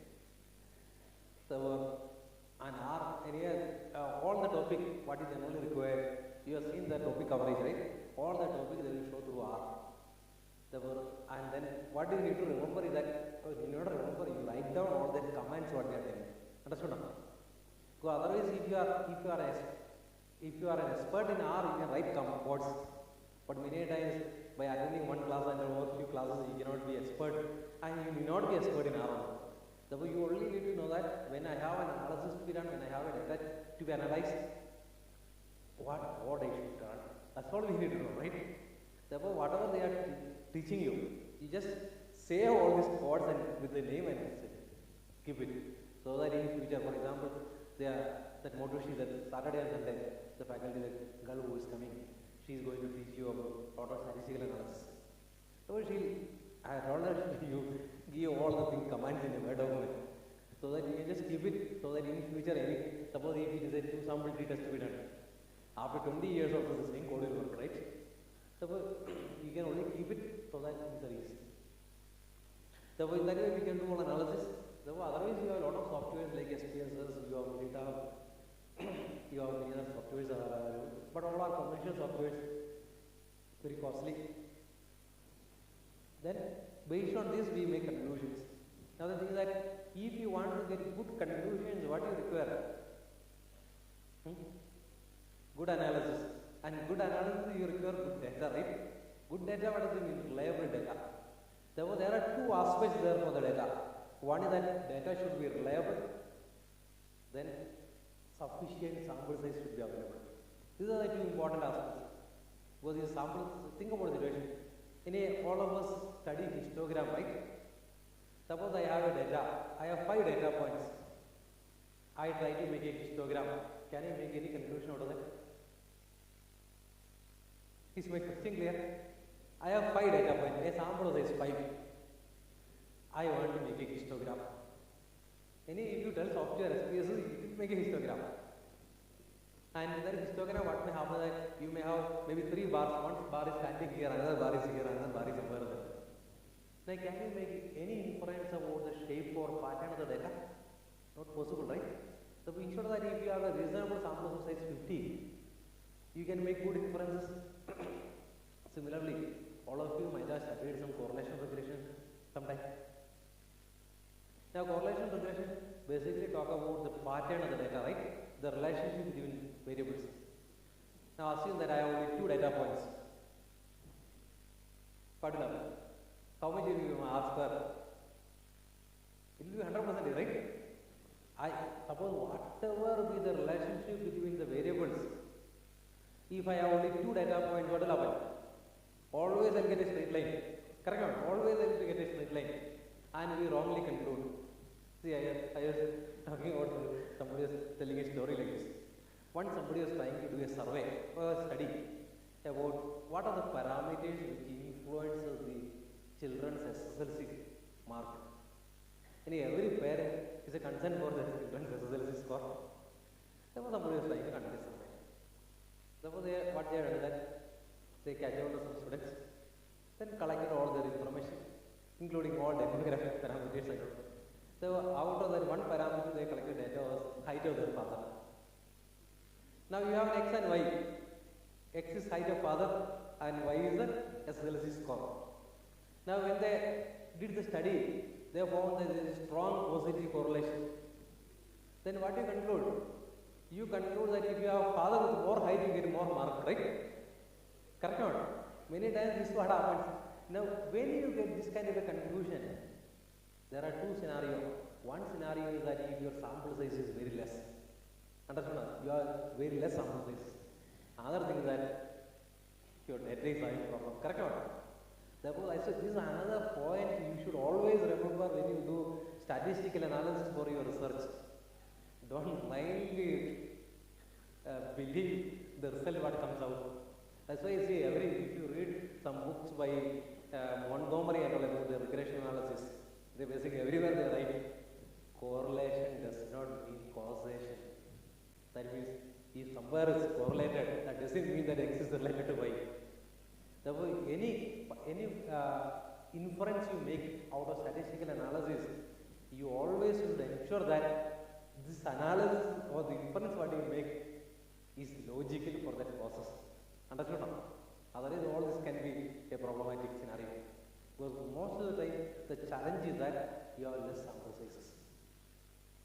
And this is, if you refer some of the articles published in medical journals, many times they make conclusions with very few samples. Sample size 5 patients. They test and they make big conclusions. Correct or not? See, sometimes you may have seen people make big articles about this is good for patient, diabetic, this is good for heart patients. If you look at it, sample size can be 5. Especially, see, you may have seen a lot of people do a lot of surveys during elections. Before every election, people conduct survey, pre-poll surveys. So I was watching I am basically from Kerala, so during last Kerala Assembly election, I was watching some newsstand was declaring results. And then somebody asked a question, what was your sample size? They told in each constituency we have selected sample size 25. And then they declare results in the channel, right? So in this way, people always go for smaller sample sizes, which is not really representing the population, and then make inferences. Therefore, all these are the challenges many times people face. So now, I was told to talk about two aspects. One is some introduction to research, and another is something about sampling. Okay, therefore there is no statistics involved. I am not going to tell anything on statistics. Generally, all these years I was coming here and only teaching statistics. Okay, now any questions on whatever I told so far?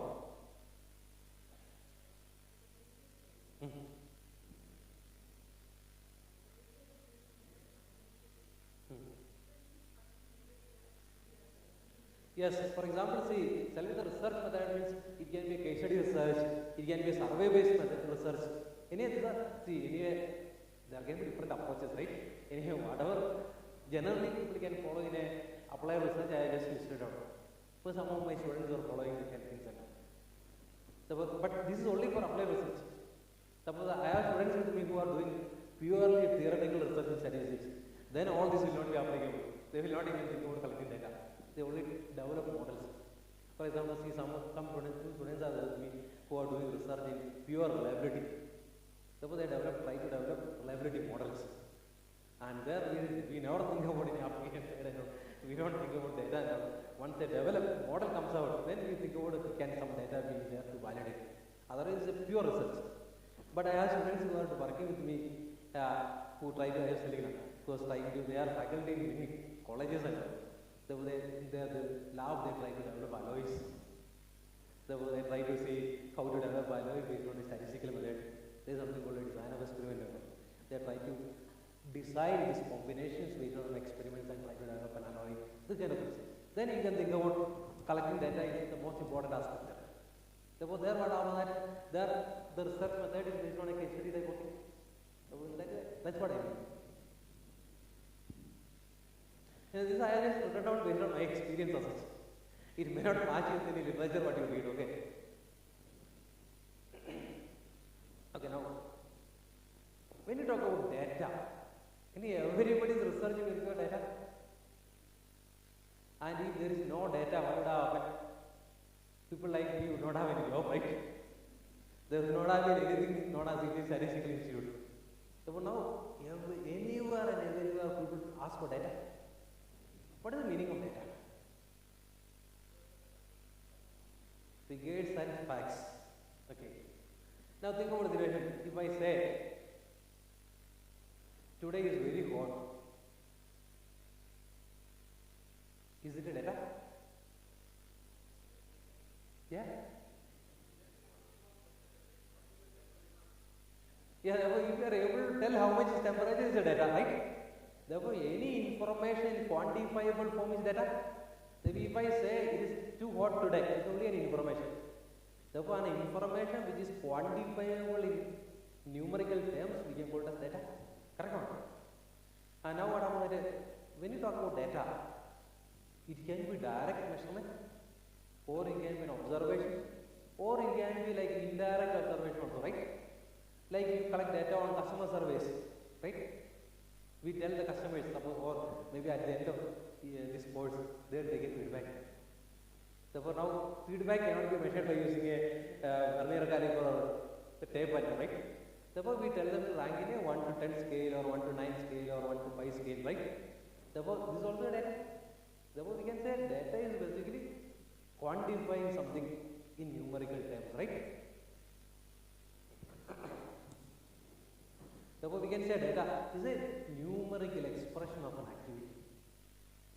But many a times what happens in real life, people only use adjective for data, right? Too big, too small, too hot, coming very late, right? Or classes finish too early, all kind of things. Therefore, in this way, if you are using only adjectives, these adjectives will not give you data. Correct or not? With these adjectives, you will not do analysis. See, if you are trying to write down all these things, what is written down? I'll send you the material already. Already I have given to Srinivas. Therefore, I am telling you, he can send to all of you. I have no confidentiality involved in it, no problem. Now, I only want to talk about some basics of data. See, now what am I? All of you know some statistics. You might have, therefore, if you have learned some statistics, you might have learned about something called normal distribution. Some of you have heard about that. Or forget about distribution. All of you know mean, median, one. Correct? And all of you have maybe calculated standard deviation, percentages, proportions, and all. Correct? Okay, now the question is that can we calculate all these kind of things to all types of data?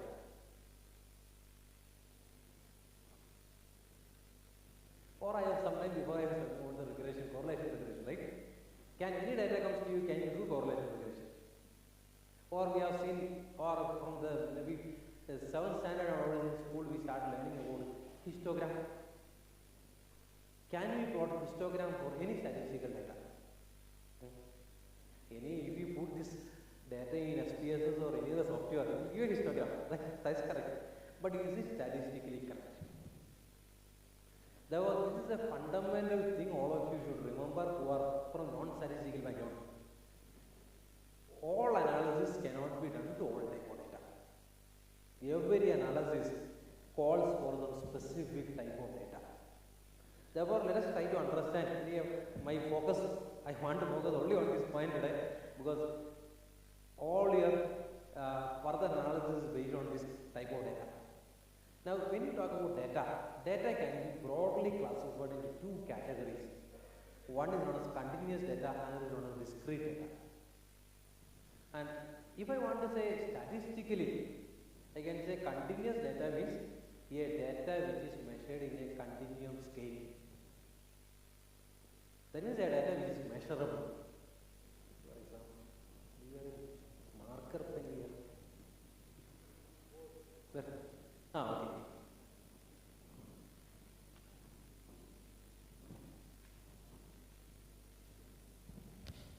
See, think about the situation. I want to measure the height of a person.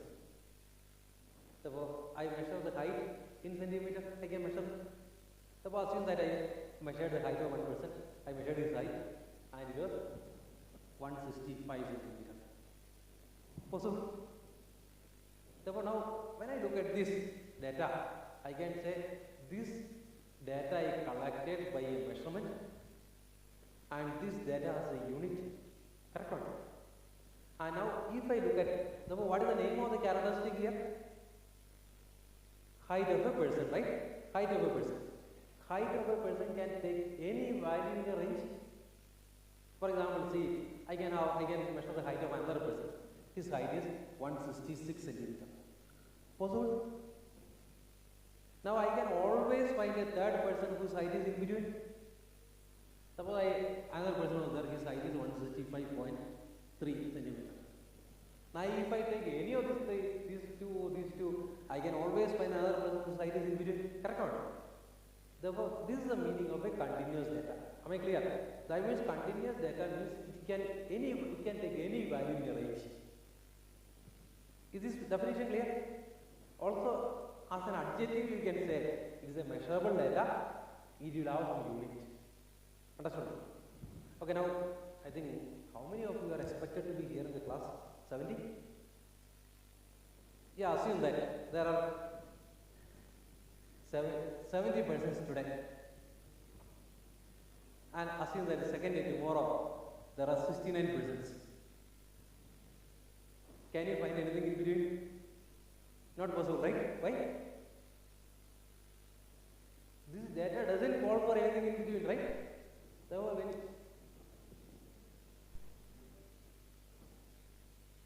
you can still see the what? Therefore, what is the speciality of this data? This I can say, this data takes values like 0, 1, 2, 3, etc., right? In steps of 1. Am I clear? The difference between these two set of data is clear. Continuous data means it's a measurable data, will have a unit, it can take any value in that interval. Discrete data means it goes in steps of 1, 0, 1, 2, 3, etc. up to infinity. Nothing comes in between. Therefore, this kind of data is known as discrete data. Therefore, discrete data means it can be countable data like number of defects, number of escalations, number of persons absent, or number of students in a college. In this way, any number, any countable data comes. This is one type of discrete data. And another type of discrete data is, we can say, it is like subjective assessment. Subjective assessment, what does it mean? As I was telling earlier, it is like feedback, customer feedback, or feedback of a training program. All this you will take. This is basically a subjective assessment. So, the difference between these two is clear.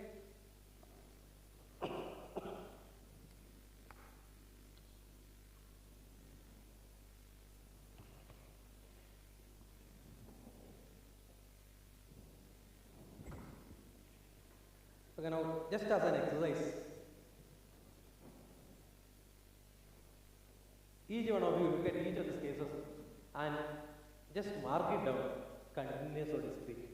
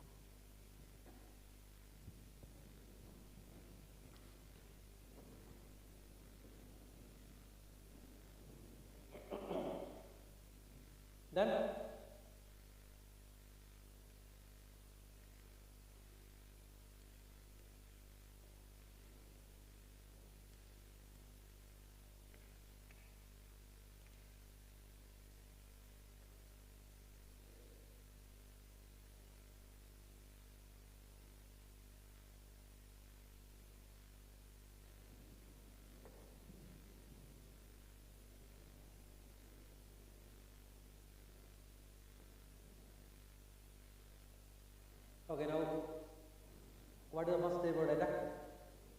Discrete. Second case? Third one? Continuous. Fourth one? Fifth one? Sixth one? Seventh one? Eighth one? Ninth one? 10th one? 11th one? 12th one? Okay. I have only a difference in opinion on 11th answer. Otherwise everything is fine. Okay, now you look at this 11 and 12 cases, and can you identify the difference between these two cases and all other first 10 cases? Yeah? Percentage. Percentage, what does it mean? It's a ratio. Therefore, what we can see is that all the first 10 cases, this is a direct data, and 11 and 12 is basically a derived data. Derived data, right? Therefore, now derived data can be obtained by using a formula. Correct? In a first 10 cases, things are very clear. Okay, now when you talk about derived data can be a ratio between continuous and discrete, right?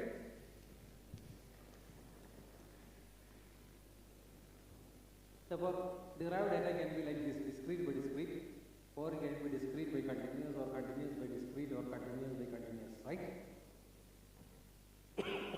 Am I clear? Okay, now look at the 11th case. 11th case falls into which category? It is number of on-time payment of invoices. That means you have so many invoices to be paid, so many bills to be paid. How many bills are paid on time and its percentage, right? Therefore, we can say number of bills paid or invoices paid on time divided by total number of invoices. Therefore, this what category of data is that? Discrete by discrete. Understood now? Next one. Percentage impurity in a drug product. Drug product means tablet center. Any pharmaceutical company, you can always see there is an expiry date in them, right? In a tablet you buy. Therefore, all this depends on the impurity in the drug. And even there are some international standards about how much can be impurity in a drug. So if the tablet is for maybe 500 mg tablet, after that maybe so much can be impurity, so much can be the actual thing, right? So percentage impurity means the impurity, the weight of impurity divided by total weight. Therefore, this is what type of data is there? Continuous by continuous? Or suppose, see, we all decide, we take some dieting and exercise program for next 3 months, I try to reduce weight. And at the end, I want to calculate percentage weight loss. What type of data is that? What is the ratio? Continuous by continuous? Change in weight divided by original weight. Therefore, now you get one ratio as discrete by discrete, one ratio as continuous by continuous. Can we treat both of them in a similar way? Not appropriate, right? Therefore, as a thumb rule, what is being done is that whenever you get a data which is discrete by discrete, this is being considered as discrete, and all other categories generally considered as continuous. See, those who are working in industry and all, we calculate what's called productivity. How productivity is calculated? Maybe number of units per time. In a given time, how many units are produced? Can be productivity. Therefore, yeah.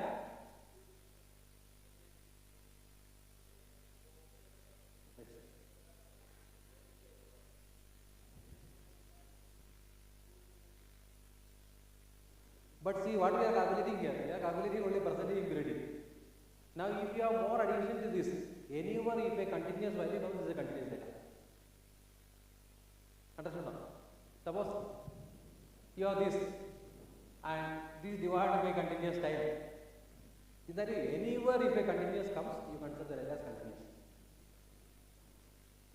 If there is only discrete values in the calculation, you consider as discrete. Is this point clear? Okay, now many times you may ask a question, why we need to know whether data is continuous or discrete, right? Now please remember that the type of analysis depends on the type of data. Anybody who learn a small paper on statistics in any degree, there we talk about something called normal distribution. And most of the time what we do that, any data comes to us, we fit normal distribution, correct or not? That is completely wrong. Only continuous data can be modeled with normal distribution. And if the data is discrete, we have some other distribution like binomial distribution, Poisson distribution and all to be modeled with. Also, if you have any x and y, we always fit regression model, correct or not? Any x comes to us, any y comes to us, we fit regression. Ideally speaking, a linear regression, if you want to fit, your data should be continuous. X has to be continuous, y has to be continuous. Suppose you have y discrete and all, there are some regression models available, little more complicated on logistic regression. Therefore, otherwise, if x and y has to be continuous, then only we can do regression. So many times what happens is, without this basic understanding, anything comes to us, we fit, right? Fit regression model and make inference out of that. Therefore, in that way, if you fit a model and if you make inferences, the conclusion can be wrong. Therefore, before going for any analysis, first you check what is the requirement for the data, what is the qualification for the data. Whether the data has to be discrete, data has to be continuous, and things like that. Now, if you look at this data with a little more in detail, that is how do you collect this data? See, you can have a continuous data like this. Continuous data can be two types. One is discrete, another is continuous. And continuous data means measured on a continuous scale. That means time to process an application. Continuous data. Now, when you collect discrete data can be collected in different ways. I am only telling collected. One way to collect discrete data is counting. Count discretely. Number of errors in an application. The discrete data counted discretely. You can wait for another 20 minutes, right? They told me any time after 1:30 is next time. So I will continue up to 1:45, not issue. In between, if you feel too much hungry, you can tell me, okay, I stop. Okay, now, therefore, one type of discrete data is count discretely number of errors in an application. Another type of discrete data can be binary type of data, like pass, fail, absent, present, accept, reject, 0, 1 type of data. This is also discrete data, but it can be binary. Then, next is, there are two other type of data, ordered categories and unordered categories. What is unordered categories means? See, think about this. I collected data about the color of the dress people are wearing in this room. Then I can get things like white so many number, blue so many number, black so many number, like that I can get, right? In that way, if I collect data, therefore I have many categories. I have data, discrete data. But discrete data are arranged in different categories, right? Or if I collect the data about which background do you come from? Somebody come from engineering, somebody come from academics, somebody comes from industry. In that way, different categories if I have. But if you look at these categories does not have any order. I can put any category first, any category second. Doesn't have any order. In that way, if you collect data where there is no natural order for the data available, this is known as unordered category. That means no ranking. Am I clear? Okay, now suppose if you collect a customer feedback data, or if you collect the data on our our training feedback. Suppose you are asked to give a ranking in a 1 to 5 scale. 5 is the best training you have ever seen. 1, you conclude that you have wasted your 5 days. This is the rating, right? Now, out of the 70 people who sitting in the class, some of you will give so many 1, so many 2, so many 3, so many 4, so many 5s will come, right? This data, does it have any natural order? If I say that out of 70 people, 65 has given me 1, I understand what is the feedback, right? If it is told that out of 70, maybe 45 people are given me 3, I understand where do I stand. That means this data has a natural order. Am I clear? That kind of data is known as ordered categories, rankings. Is this clear? Therefore, all this belongs to discrete type of data. Therefore, discrete type of data when you collect, it can be binary data, or it can be countable data, or it can be data in categories. Category means with order or without order. All this is called as discrete data. It is fine.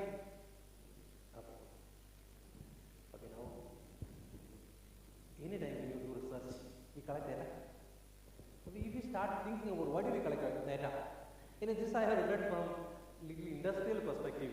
Because see, I think sometime before when I came for a batch for a research scholar type of research analysis training and all, that time all the participants were from engineering colleges and students from engineering, faculty and students from engineering colleges. So from that perspective, I have learned this. Okay, it can suit anybody's objective. Objectives or data collection to know and quantify the status. To understand where I am now, we can do survey, we can collect data. This is one objective. Just to monitor the process. See, think about the situation. Suppose you want to see, suppose you are working in a college, you want to see how is the placement happening in the organization. Every year I can collect data, make a graph to see how is the trend going up or coming down, or results of students, is it improving or is it coming down or is it stagnant, I can study. Therefore, one objective of collecting data is monitoring the process. Am I clear? The next is desired acceptance or rejection. Like we conduct a lot of exams, right? Any exam is a data collection. Do you agree? All the exam conducted in colleges, university, all these are basically data collection. Data collection to understand people are studying or not, right? Dr. Ramesh was telling he'll conduct a quiz program, right? To understand whether you are attending or sleeping, right? So all these are basically data collection. Therefore, now this can be for acceptance or decision rejection. See, for example, think about a scenario in industry, people do a lot of collection, data collection for inspection. After every product is made, they will collect data to understand whether it is acceptable. Diameter is okay, look is okay, printing is okay, all of these things they are trying to see. Therefore, that is also deciding about acceptance or rejection or decision, right? So, it's another purpose of data collection. Or to analyze and decide the course of action. Now, when you are doing research, and maybe the last one may be your objective. Maybe when you start your research, you can know and quantify the status, you can try to do a study. But when you really go into the research, you do analysis, you try to see how things can be improved, what are the factors or parameters can be studied, all these details will be studied. Maybe the last thing can be your objective. Now, why you need to decide objective? Because if I want to only know what is the current status, I don't require detailed data. Understood now? But if I need to do further detailed analysis and all, then I will require detailed data collection. Therefore, if you are clear about your objectives, you can think about how much detail I require. Is this point clear? The next thing is how to collect data. First, you define the purpose. What is your purpose of data collection? Want to prove or disprove something or understand this or like this. Then decide the type of analysis. Decide what you are going to do. Suppose I am going to only calculate average. I don't require detailed data, right? Just a figure is required. Suppose if I want to do a multivariate analysis to understand different features of the data, I require detailed data, right? Then next is define the period of data collection. Why period of data collection is important? Period of data collection, why it is important? Can somebody tell me?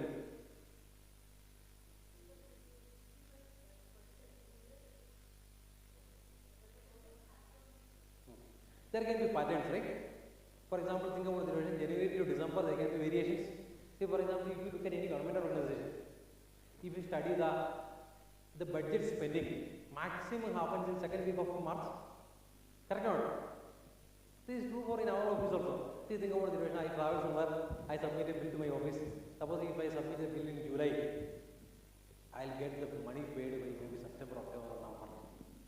The same bill I submit in February, I get the money in March. If the same bill I submit in the first week of March, I'll get the money in last week of March. If I submit the same bill on 31st March morning, I'll get the money on that day afternoon. Now, now think about the if somebody wants to study the efficiency of accounts department, If I collect only March data, will it represent the actual process? It doesn't represent, right? But if I collect only the May data, will it represent the actual process? Need not be. Therefore, what do you do? How do you collect data in this scenario? Yeah? The entire period you have to collect, right? Maybe full 12 months you have to collect. Understood now? Therefore, in that if there are some seasonality in the data and all, you should ensure that the entire seasons are being recorded. Therefore, time period data collection is important, right?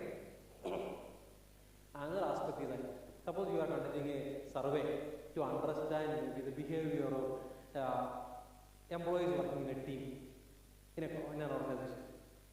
Now, or some aspect of an organization. Now, the question comes to us, can I collect past data or can I collect fresh data? Now, most of the time, we get satisfied with past data. Now, think about the situation. This company was having only 500 people till December. From January onward, they have increased that 500 to 2,500. Now, can I collect last year data to study the current scenario? It's not relevant today, right? Therefore, because from till December, I was having only 500 employees. Now I have 2,500 employees. Therefore, whatever way I collect data, this 500 employee scenario cannot represent 2,500 employee scenario. Therefore, anytime when you go for past data collection, ensure that the current scenario you are able to collect using the past data. Then only you go for past data collection. Am I clear? Any question on this so far? Then, after asking all these questions, you ask a last question. Srinivas sir, I have another 50 minutes, right? After asking all these questions, you ask a last question. Is the required data already available? Then you collect it. But most of the time, in our research, what do? We try to ask what data is available. Then we try to ask another question. How do I use this data for my research? Correct or not? This is the ground reality which happens in every research nowadays. And especially see, we talk about a lot of advancements in technology. Like, I don't know whether you have heard about or some many of you are familiar with Industry 4.0.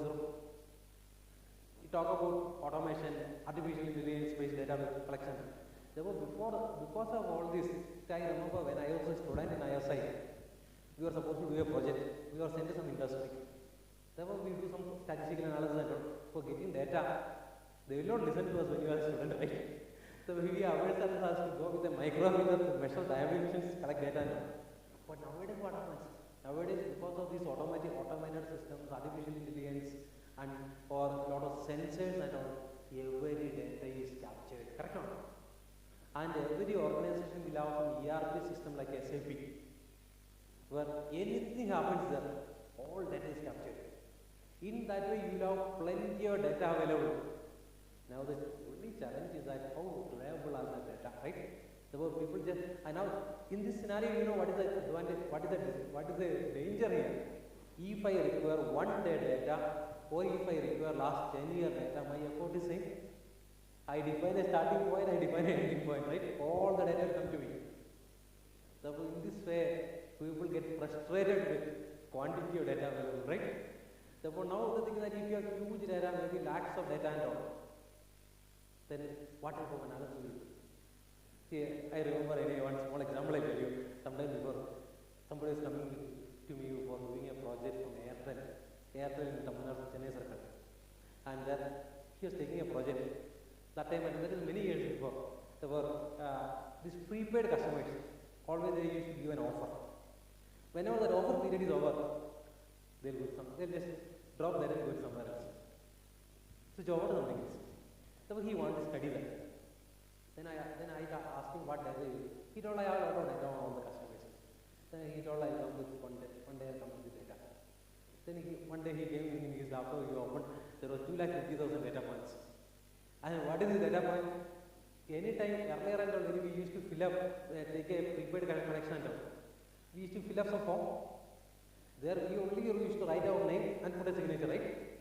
And all other information that shop fellow used to fill up based on his imagination. That's what used to happen. He only put a signature here, put a name there and something, right? And then this company, what they do? Suppose there are 25 points to be filled up. All these 25 points they will enter in their system. In that way, he had data about 250,000 customers. Now, how reliable is this data? Is my point clear?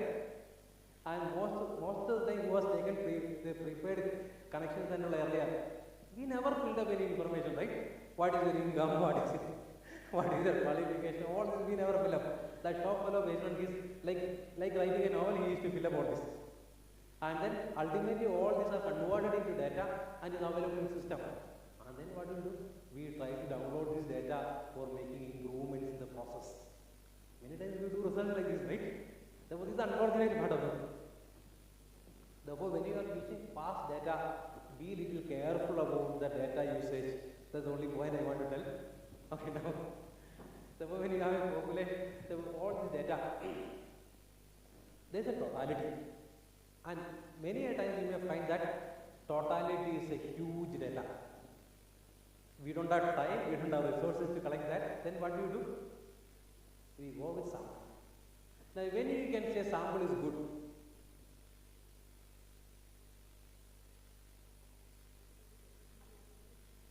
if the sample is representative of the population, we can say our sample is good, right? Now, when you say representative,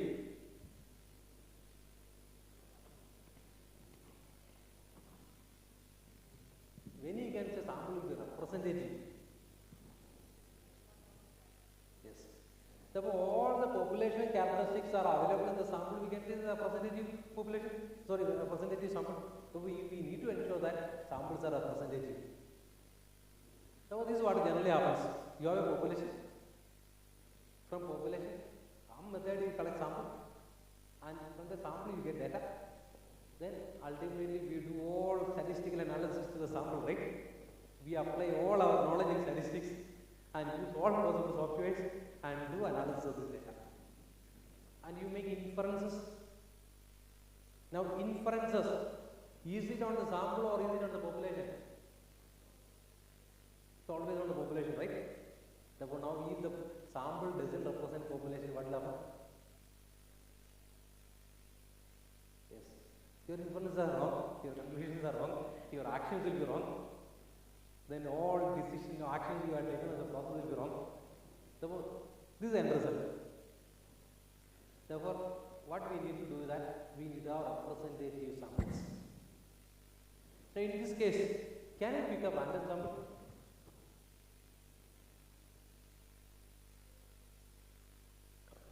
Can I pick up samples randomly?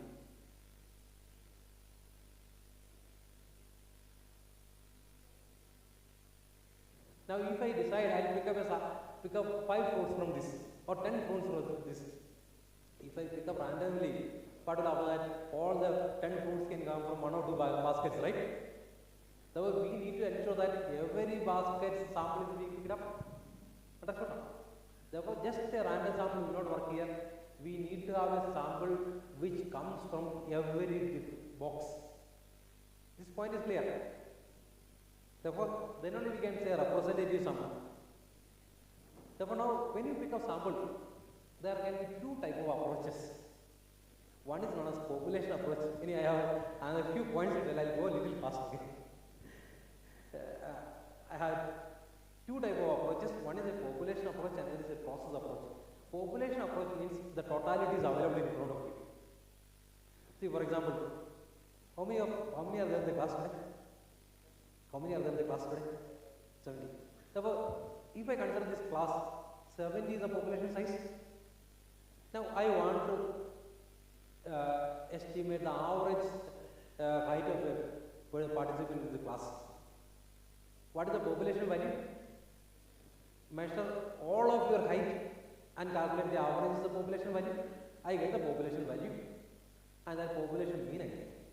Now think about the measuring everybody's height is too much tedious and all. So I decide I will pick up a sample size 5. Understood? Now if I decide I will pick up a sample size 5, how do I pick up the sample size 5? Randomly I can pick up. Randomly I pick up a sample size 5. That means every unit in the or every individual in the population has equal chance of getting selected. Then only I can call it as a random sample. Am I clear? When I can go for this kind of random sampling?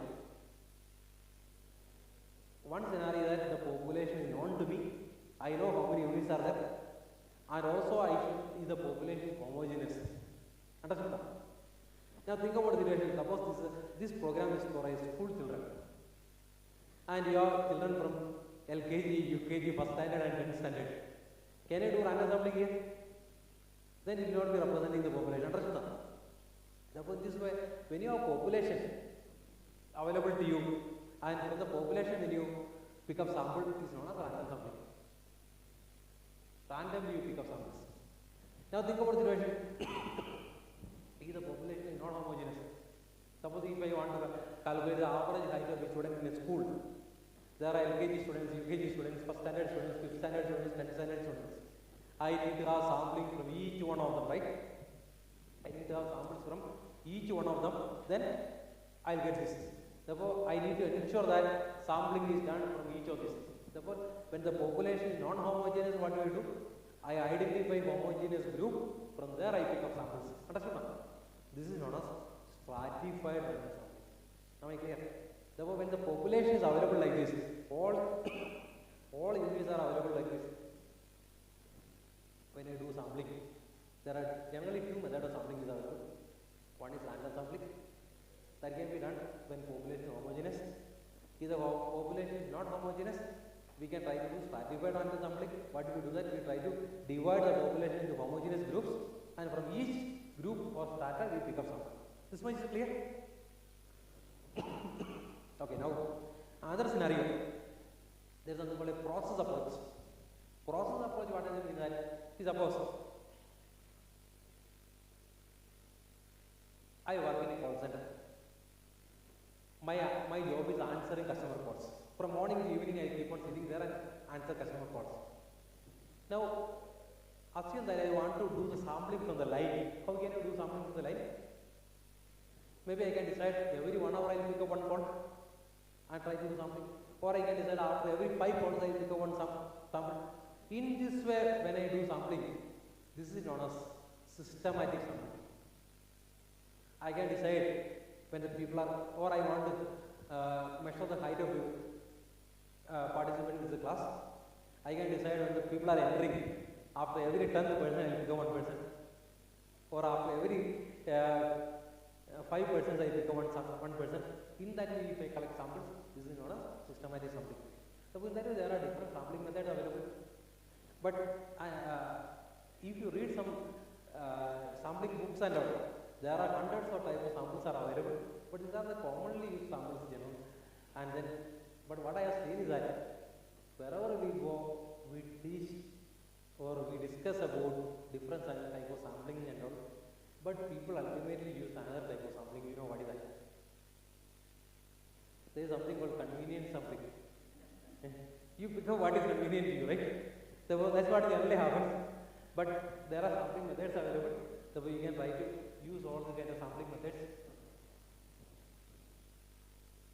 Now, I just written down some 2 more slides I just added. Generally under industrial scenario and how you collect data. If you want to have primary data collection, you can think about interviews, focus group. Interview means directly go and interview people. When you can go for interview, if your target population is very few, and if you have a good relationship with them, then focus group data collection means you have some technical issue of a product or a service. You call group of people for discussion, collect data. Then survey means you fill up, prepare a form, mail to everybody, right? Then comment cards. This is basically for products. Any product will be purchased, there will be a comment card, right? So people can give comments. For data gathering, during sale visit, direct customer observation, market research, market monitoring, quality scorecard and all. Or sometimes customer complaints will give data. Suppose these are the different social media activities, people give lot of data and all. Then there are different ways to collect data and all. Okay, I think that's all from my side. Any questions? Even though the title of the session was statistical analysis, I didn't tell any statistics. I only restricted to an introductory activity. And if you have any questions, you can ask me.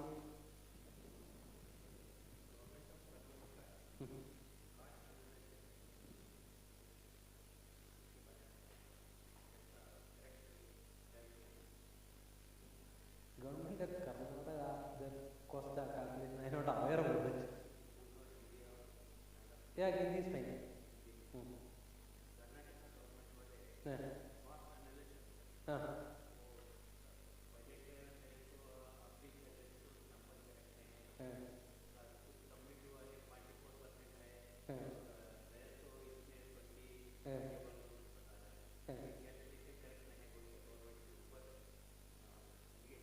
Oh, caste and oh, this is a caste census, right? अरे हम तो ये study नहीं किया है cast वाला census अरे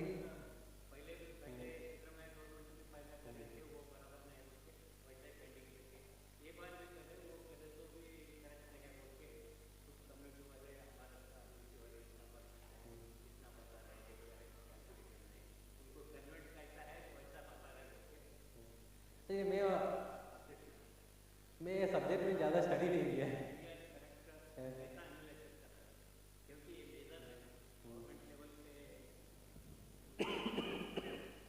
आज ऐसा डेटा कलेक्शन करने के लिए दूसरा है गवर्नमेंट एजेंसी था National Sample Survey Organisation NSSO आज NSSO का हम लोग डेटा कलेक्शन कर रहा है कि हम लोग उसमें तो